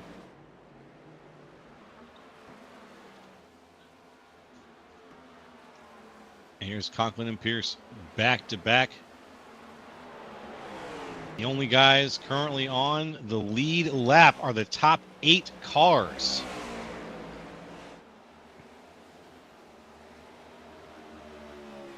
After that pass,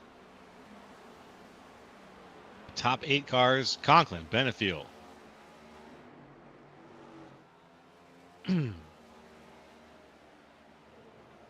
This field has definitely changed shape over the course of these 150 laps or so. Since we've been running green the whole time, it's kind of like watching you drop a little oil on top of the water and just watch it spread out slowly over the course of time, and eventually it takes on its own unique sort of shape. That's it's kind of where we're at now in this race. Without that regular reset of the yellow flag, without that regular squishing of the line where we got guys out 20 seconds ahead, guys 20 seconds behind. We without that with a regular interval, it's just like watching wild grass grow. It's gonna go everywhere, and you're not really gonna be sure exactly where the patches of action are gonna be.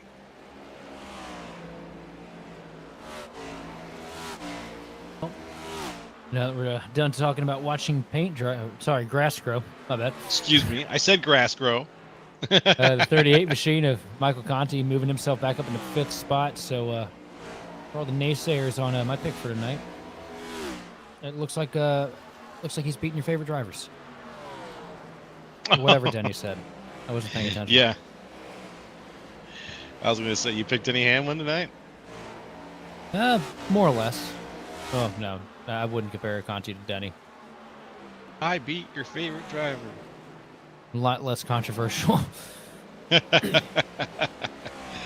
Fair enough. Well, your pick is doing very well. Mine is still in the top 10 running as well. So the commentator's curse could still potentially happen. The sword of Damocles hanging above our heads could still yet fall. As we are on lap 168, going for 200 here. And out in front, Sean Conklin is ahead. He's 10 seconds ahead of Benefield. Benefield's 10 seconds ahead of Wiles. Wiles is 2 seconds ahead of Levine. So you know where the action's at. Damocles was mentioned, so we know that all the Sleep Token fans are absolutely going wild at home here tonight. Did I mention a metal band accidentally? Song off their newest album. Ah, there you go. It was like the second single they released. So look at Shane Clore trying to work the outside line to get past Roger Pierce. Pierce just desperately trying to hang on to a top 10 finish here. It'll be difficult, though, because if Clore gets by, he loses that clean air to what's left of the nose of that 27 Caterpillar Camry. He's going to have to fight with Russell Black and try to hold on to that 10th place spot. We see Shane Clore take a look to the inside, but Roger Pierce going to send it low to cover the momentum. In the center of 1 and 2, Clore peaks to the top to try and get air to the nose of the 72 machine. But not going to be enough. Roger Pierce is going to pull him down the back straightaway.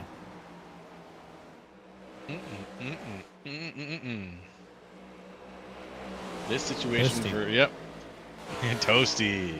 This situation is unfortunate, as Shane Clore is going to... He's side by side with the 11 of... who is that? That's Dustin Hall. Side by side with Hall. Hall moves forward a little bit. He's making it. I think he's a lap down on our friends here, though. So he's not racing for position right now. He's just part of the pack, having a good time. Pierce is going to let him go by potentially, knowing that he's not going to be much of a threat to him. But he's still got to keep his eye on Clore.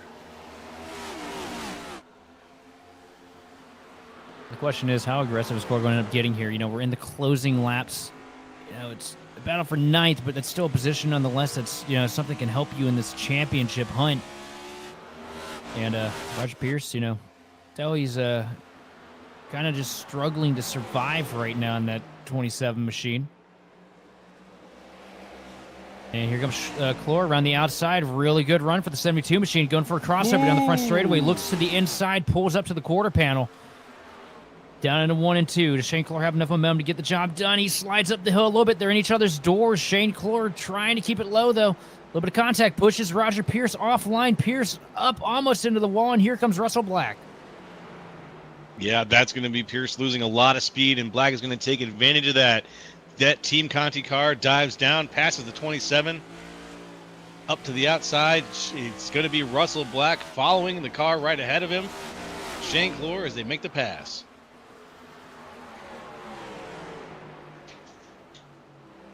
So Russell Black really clean slide job, and Roger Pierce gets loose once that 64 machine gets clear of him, so it's going to seal the deal. Roger Pierce just hanging on now for an 11th place finish. Yeah, that's what he wants. You know, he's got to just try to... I was going to say, hopefully he'll stay in the top 10, but I'm just not sure that, barring any catastrophes on the last lap there, that he's going to be able to make it. Conklin right now struggling to lap Joseph Causey. Causey's been right off the nose of that 10 machine for about 5 or 6 laps. And not much Conklin can really do. Causey on slightly fresher stuff, I do believe, but also doing that thing that Causey does best, just throwing dirty air down, trying to hold him back. Doesn't want to lose a lap here. Especially because he sees Brandon Pasalacqua right out the front windshield. You don't want to lose a lap, but you also don't want to overdrive the car in this situation either. And so I'm just hoping that Joseph Causey keeps a steady hand on the till, so to speak, and doesn't let over-aggression spell doom for him when he's trying to throw these none too subtle blocks on our man Sean Conklin. For the most part, he is just running his line. But, you know, if you're Conklin, that's getting really annoying. Because you want to get past that machine. You don't want to lose any time here. Has to check up for him there because he almost got to the quarter pound of the 88 machine. Respectful move, though, from Conklin to lift off the throttle there to avoid sending that 88 around into the wall. He's going to try for a deep dive down into 3 and 4 to get to the bottom. Oh, he's got him. He's just going to run his lane. Kazi's got the momentum down the front straightaway.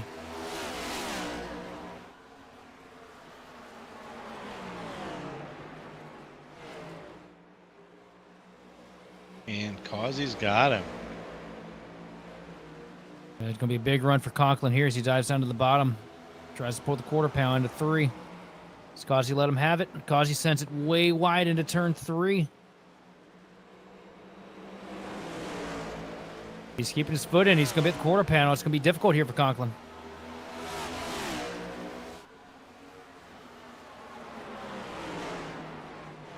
Kazi sends it way wide into 1 and 2 as well, and he's going to let him have it here. So Sean Conklin lapping up to 8th position now. Slow but sure, as we've got 20 laps to go in tonight's race. I do not envy where Conklin is right now, stuck in between 2 lap cars that are fighting for a position. Vasilakwa going to be the gentleman in the situation, though, unlike Kazi, going to let him by 6 machine. And here comes Kazi up to the left rear quarter panel, but not able to pounce on the 6 machine.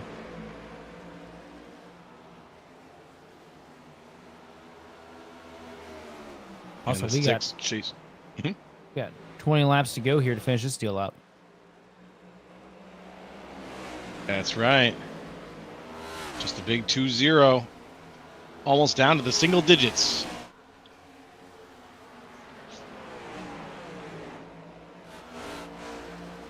And out in front, here's Benefiel, 2nd place, a name that we've seen all race long, performing, just constantly performing. Making his way. He did get a little bit spun out a little bit earlier, but then he worked his way back up to the front. Really a great drive tonight from Adam Benefiel. Yeah, Benefiel, great recovery drive. And just, the thing that we see out of him all the time, really good closer in these races. He's not going to get up to the front and trade a bunch of paint at the start of this thing, lead a whole bunch of laps off the initial jump. He's one of those guys who'll just sit there and, pick them off one at a time, slowly work his way to the front. And he gets caught up in a lot of messes that aren't of his own creation, but at the same time, he gets good results when everything goes the way it should. And here he is tonight, just living proof of that, because it looks like he's definitely going to be able to seal the deal for a 2nd place finish, because Conti's not really closing much on him.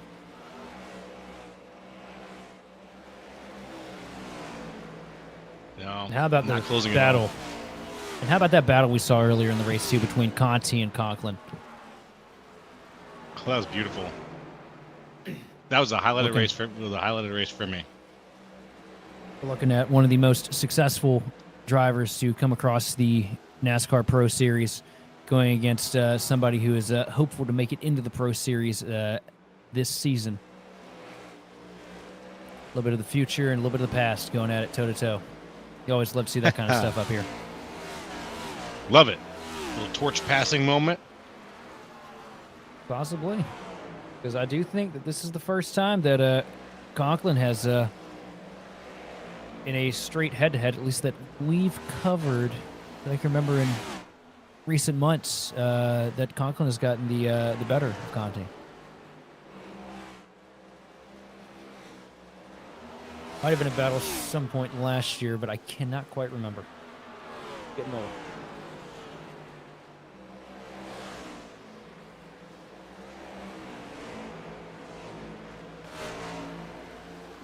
$15 laps to go, though, for Sean Conklin to seal the deal from the Granite State. 15 laps to go, not bad.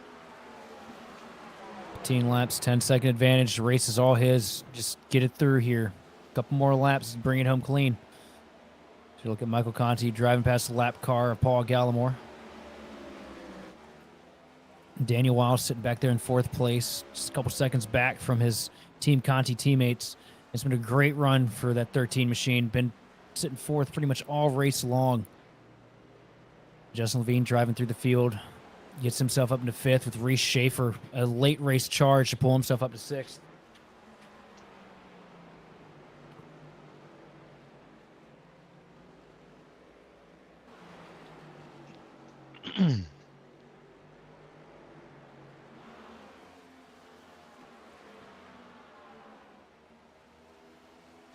And now We're looking at Russell Black, who made that pass earlier.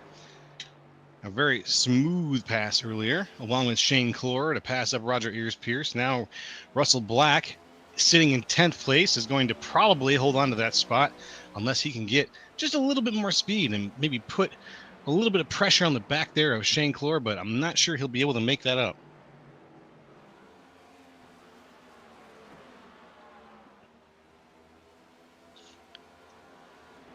Shane Clore just holding on to a really strong 9th place right now, trying to hold off Russell Black. Black's been putting together a really good run tonight, too. It's another name that's a little bit newer to the series here, but has shown up and kind of taken it with a little bit of force. Good finishes out of that 44 machine the past couple weeks.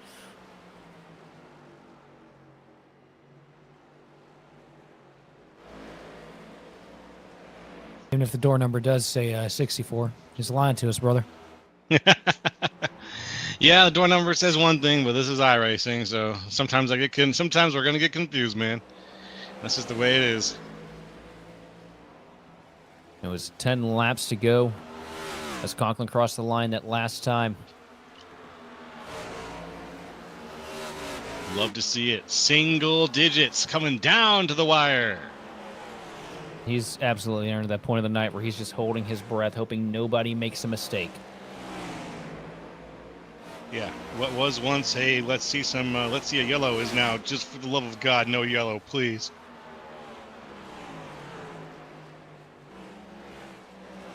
I give a big shout out to all the drivers, too, on this one. Oh, no, we got a wreck on the back straightaway. Alexander Carr gets loose out of turn 2, stuffs it into the inside wall, but keeps it straight. No caution for that. That was right in front of your race leader.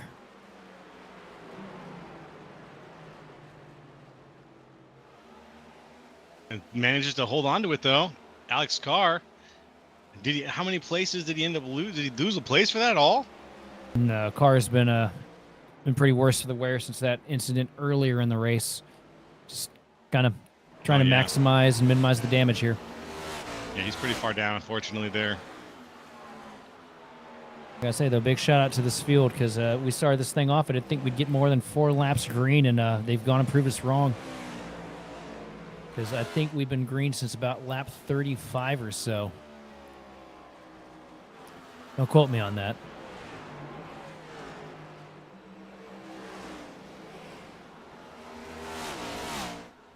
I will not.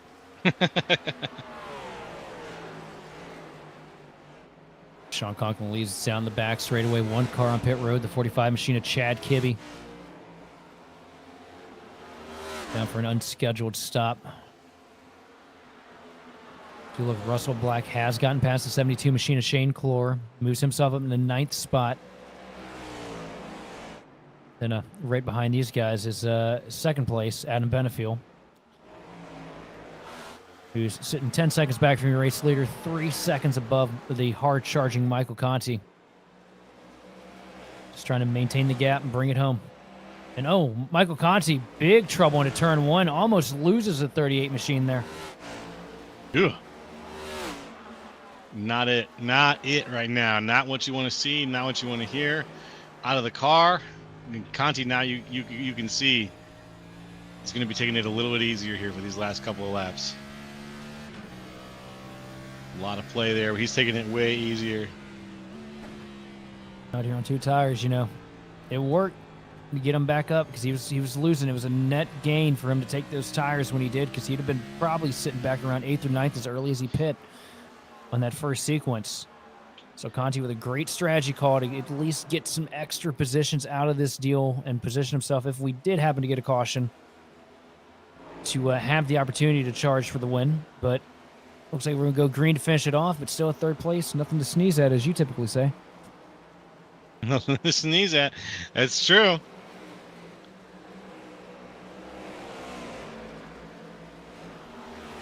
It's a good turn of phrase.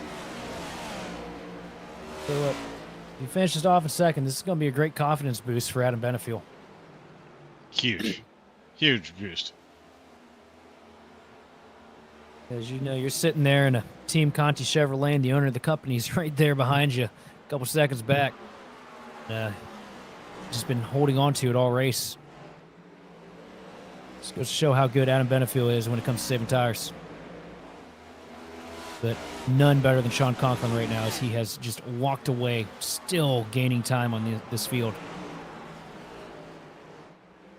Yeah, even at this point, it's a mixture of drop off and him gaining time, but that means that he's maintaining those tires better than anybody else.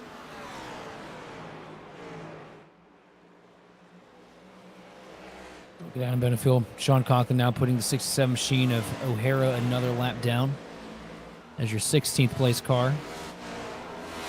It is going 2 laps down, but 1 flag left. White flag is out, 1 lap to go. Sean Conklin sending it down to the bottom here into 1 and 2. Just has to get 1 more perfect set of corners to finish it off. Down the back straightaway, it's been a race of absolutely no mistakes for Sean Conklin and a race of absolute domination. Leading him through 3 and 4 here for the final time down the front straightaway. And to bring home the checkered flag of the Lobster here from New Hampshire, it's going to be Sean Conklin. The checkered flag and the Lobster. 12 seconds back. What a great race nonetheless. Adam Benefield brings it home second over Michael Conti, crossing the stripe in third. Daniel Wiles going to bring it home fourth over Justin Levine, Reese Schaefer, and Joseph Causey.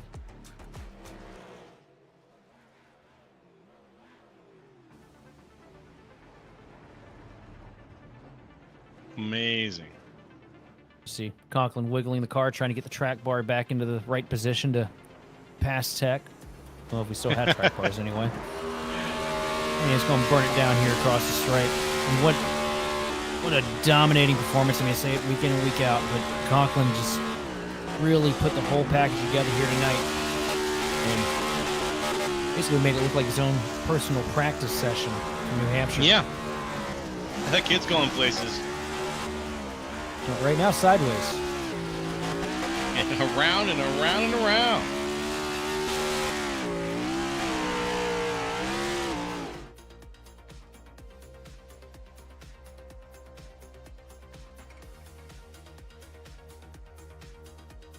But after 200 rotations around the Magic Mile, it's going to be Sean Conklin with the race lead over Adam Benefield in second. Third place going to Michael Conti with Daniel Wiles in fourth. Coming home fifth place going to be Justin Levine with teammate Reese Schaefer and Joseph Causey, sixth and seventh. Eighth place going to Brandon Pastelak with Russell Black and Shane Clore running out your top 10. In 11th place, it's Randy Mullins with 12th, Roger Pierce, 13th, Tim Wortman Jr., 14th, Paul Gallimore, 15th, Chris Crosby, 16th, Thomas O'Hara, 17th, John Binder, 18th, Alexander Carr, 19th, Chad Kibbe, and 20th, Joshua Hyatt. Bringing home 21st tonight is going to be the 11 machine of Dustin Hall with Chris Hudson in 22nd. 23rd going to Matt DiCiani with Evan Say in 24th. 25th place going to be the 1 machine of Nicholas Isaacs. After heartbreaking turn events, the 26th position is going to go to Matt Patrick Gitter, your pole sitter. Luke Christian bringing it home 27th with Paul Hill, Chris Vincent, and Bryce Rayner rounding out the top 30. Sorry, the 30-car field. Yeah. Guaranteed top 30 here tonight from New Hampshire. Guaranteed top 30. All right, all right. We watch Conklin get the impromptu victory lap out of the way here at New Hampshire. Ready to pull up some of these guys for the post-race interviews, if I can find everybody. No, it doesn't appear that I can find much of anybody, but Michael Conti has found us. After a strong third-place finish, 40 laps led, and just looked like the longevity just wasn't in the car like you were needing tonight, Michael, huh? Yeah, I think more of a driver problem. I've been away, touching grass for a few weeks, and I haven't been driving too much, and I feel like just super rusty. Burned the crap out of the tires that first long run, and ended up basically blowing one out, which forced me to pit early. Then I couldn't make it on gas, so I had to, try to do something different. So I figured I'd split it, in case somehow the top two started to fall off more. I figured maybe some tires would be good at the end, but kind of just leveled off and didn't really go anywhere. So yeah, really good car, just not a very good driver tonight, and you'll have that sometimes. But it was a good race once we stopped crashing there. Had a nice long run to the end, and I think learned a little bit about what I can probably do differently next time, and hopefully have some more pace long run and not blow the tires off it. So tell me how you feel about New Hampshire, by the way, because I've only raced in the lobby with you maybe 2 or 3 times all the time I've been on here. But I remember a Gen 4 race a couple months back. You completely waxed the field, running just the most unique line I think I've ever seen. Tell me, how do you feel about this track, man? Because it seems like you're always strong when we come to New Hampshire. Yeah, I love this place. It's definitely one of my favorite tracks.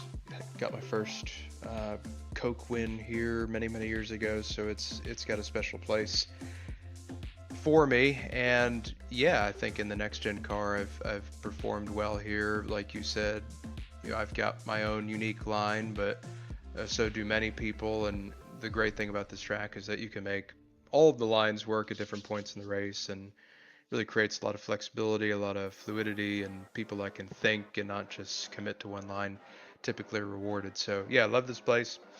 Races really well. Tonight was a little different because of how cold it is, so it was just, the whole track sort of felt weird.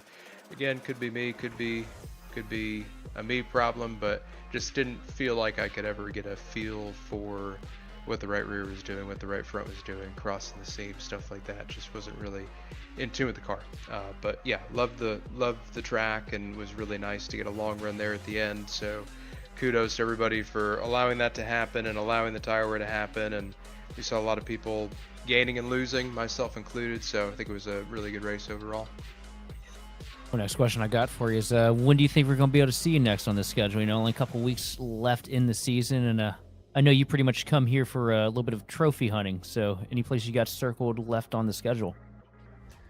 Yeah, I'm not sure. It's going to get pretty busy here through the last stretch of the NASCAR season for us at TCSP, so probably be super focused on that. But as you've seen, I love the short tracks, so I don't know when the next one is. Probably Martinsville at this point. So if time allows, I would love to run Martinsville. It's a great league. We've got some great racing here. And typically Martinsville is a disaster, but I think if there's any league that can have some green flag laps at that track, it's probably this one. So yeah, if time allows, Martinsville, and if not, maybe re-rack and try again next year. Well, looking forward to seeing you make a return. And finally, who all do you want to thank and shout out for tonight's third place performance?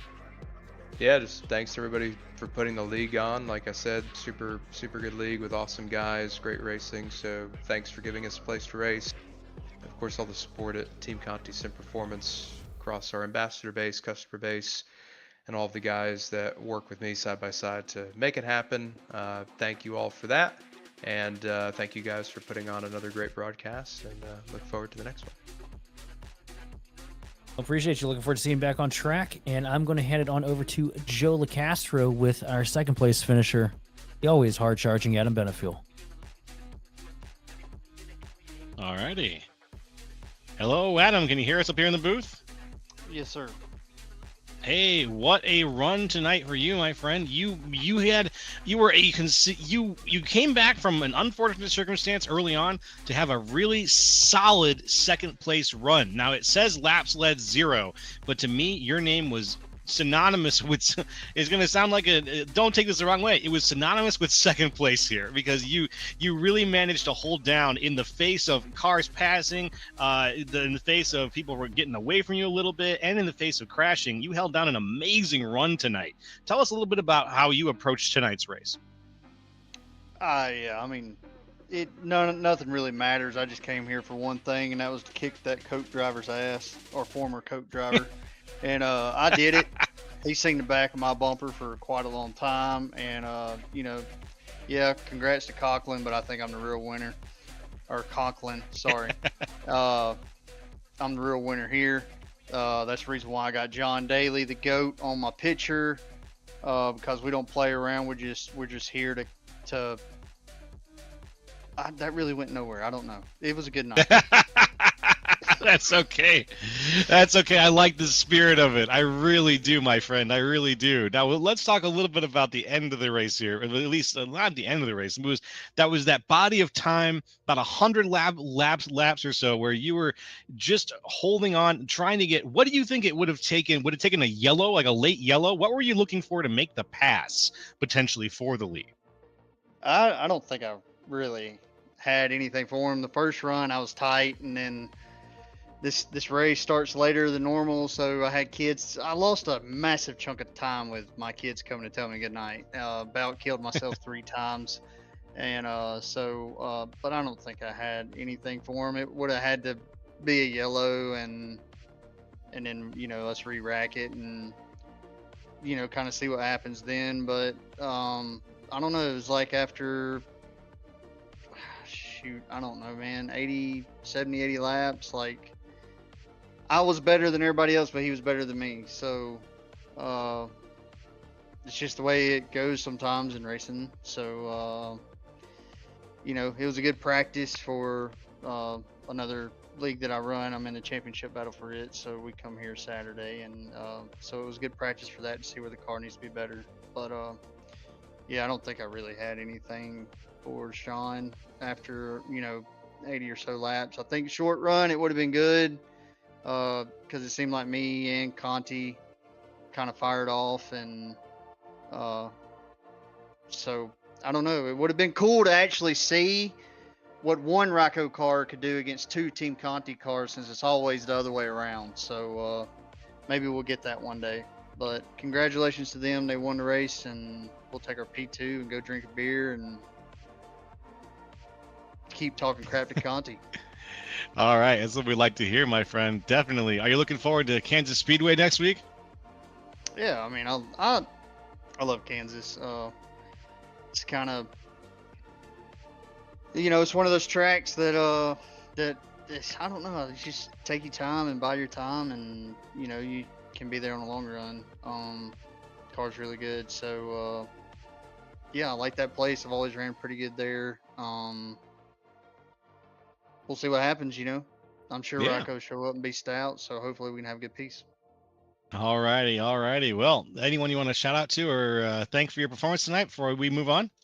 I just want to thank our Lord and Savior Jesus Christ for giving me the ability to take down the Coke champion, and everybody that puts this league on. You guys for broadcast. Like I said, y'all are my favorite broadcast. I told Sheldon that. I absolutely love this broadcast team, this grid division as a whole, because y'all don't sugarcoat nothing and y'all tell it like it is. So everybody at Team Conti Sim Performance, the guys that's right there with me working all the time, Conti, Dustin, Kevin King for not shutting up. Yeah, just everybody. All righty, my friend. Well, thank you, Adam, for your time, and we look forward to seeing you at Kansas next week. Thank you, buddy. All right, folks, that was Adam Benefield, your second place winner tonight. And I'm going to pass the microphone back over to Sheldon Atkins, who's going to speak with the winner, Sean Conklin. Take it away. The winner of the Dominator. I mean, it's been all season for you, Sean. But and how's it? I've never been in the shoes that you're in, where you just show up every week and you've got the piece to win, you've got the talent to win, and you're able to seal the deal and do it. Just how's it feel to put on such a dominating tear here in the OB Builders series? It's I can't tell you that it feels bad, but it's definitely it's not easy every week, as it seems. I mean, there's definitely competition, and that's why I like this league, and also for the green flag runs that we are consistently getting. It's been really fun. But no, me and Conti had a really good battle there in the beginning of the race, and I can't say that I was leaving anything out there. I was putting everything on the line, trying to keep the lead, and he got it. So there's moments and bits and pieces and races where not everything comes together, and you really got to fight for it. So again, that's just why I like this league so much. But yeah, I'm really happy to get the win here. Just haven't been too confident about my short run pace this week, but our long run speed just kind of, we shoot out of a cannon randomly. Just all of a sudden we are flying and way ahead. So I will definitely take that, and especially in this league where it's known to go green, that definitely helped us out a lot. So how does it feel to get out there and hang it out neck and neck with Oh, I wouldn't even say arguably, but with one of the top 5 best on the sim, Well, it's and always walk gonna away be with it. fun. It's always gonna be fun, you know, because when you're racing somebody that good, you know you can run them tight and not get into them, and they won't get into you, and you can run them really tight as hard as you can, and not make contact and stay clean. You're always gonna have that time where you get a little bit too tight and you hit them or something, or they get too tight and they hit you. But that's racing, that's part of it, and that's what makes it fun. You're just going as hard as you can, and you got two people that know the car as much as any of the pros do, and can just put it all out there and battle each other. So looking forward to next week. Now I know Kansas got a little messy last year. The NIS that we broadcast up here, I think for the fall race. How we feeling going into next week? 'Cause, it seems like Kansas is a little bit of an equalizer for everybody with just the different ways you can run that place and attack the setups. How you feeling going into it? Well, it's definitely gonna be an equalizer with this new update. I think the new update that came out a season ago definitely is gonna affect the mile and a halfs more than any other track. So you're definitely gonna see more of the aero grief from the car behind and just different ways of tire fall off. I personally can't say. I'm yet to go run some laps there, but I think I'm gonna be starting tonight. Yeah, we got our first win there in the series at Kansas earlier this year. So I've always liked that track. It's always been my favorite mile and a half, but it is seen an update to the racing every time that we've gone there, whether it be the track got an update last year and the car got an update this year. So Kansas has always been a different type of race every time we go there, and I'm sure it's going to be different this time as well. So we'll just have to see how that plays out. Well, Sean, thanks for coming up here and talking to us. And to round it out here tonight, who do you want to thank and shout out for the dominating performance here from the Magic Mile, New Hampshire? I just want to thank Rainy Bale Construction, everybody at Victory One, Ryko, Gossip Bus Lines, and yeah, just back to Ryko. Just an amazing setup this week. Just really focused on long run, and I'm very, very happy that we got to show it tonight. Because even in these A Opens and NISs, they get some runs, but not as nearly as long as tonight, and that's why I enjoy running this league, and I'm sure that's why several others enjoy running it as well. All right. Well, thanks for coming up here and talking to us, man, and looking forward to seeing what you're capable of next week at Kansas. But Thank as you. we get ready to wind down here this evening, Joe, first thing I got to ask you, man, is how'd you feel about the racing action here at New Hampshire? Well, it was wild, man. We had that early on. I thought maybe we were going to go one way and things were going to kind of slide into kind of a cautions sort of pace, but then we got proven wrong, my friend, and we went 150 some odd plus laps without seeing so much as a hint of yellow, and that made it a completely different beast by the end.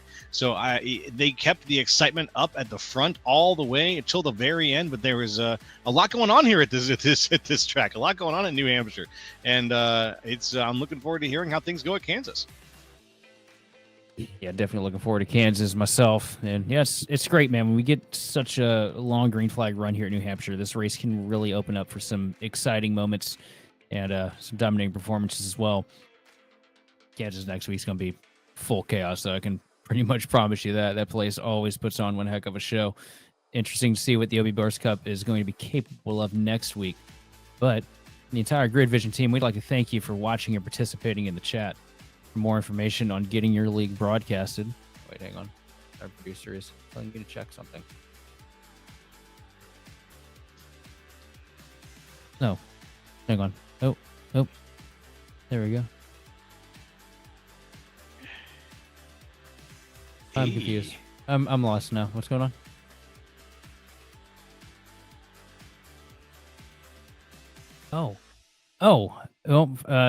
Forgot to mention that this race has been sponsored by Stealth Racing as well.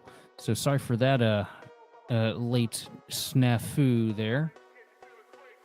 And I've completely lost my train of thought and where I was. Doing great. It's all right. We were thanking the good people for participating in the chat. Joe, do something funny. So so horse walks into a bar. Partner says, "Why the long face?" Longer. That's a go-to. That's the go-to one. Pirate walks into a bar. He's got the ship's steering wheel. No, I'm not going to do that one. That's a dirty joke. I'm not going to tell that one. Let's Save that for Wednesday. we'll save that one for later. How about that? You asked me to tell a joke. I got to lean into it. It's going to be tough. I'm not ready to do my fast five. I think it's time to get out of here. So from the entire Grid Vision team, we'd like to thank you for watching and participating in the chat. For more information on getting your lead broadcaster or starting your career in broadcasting, contact us on Facebook, X, or email us at info@gridvision.live. Special thanks to Andrew Cardinal IV, Whiplash SimCams, for providing the cams used on today's broadcast. As well, congratulations to Sean Conklin on another dominating performance here from New Hampshire Speedway. This has been Sheldon Atkins. I've been joined by Joe LaCastro and our fearless producer, Austin Derbyshire. We will see you next time on The Grid.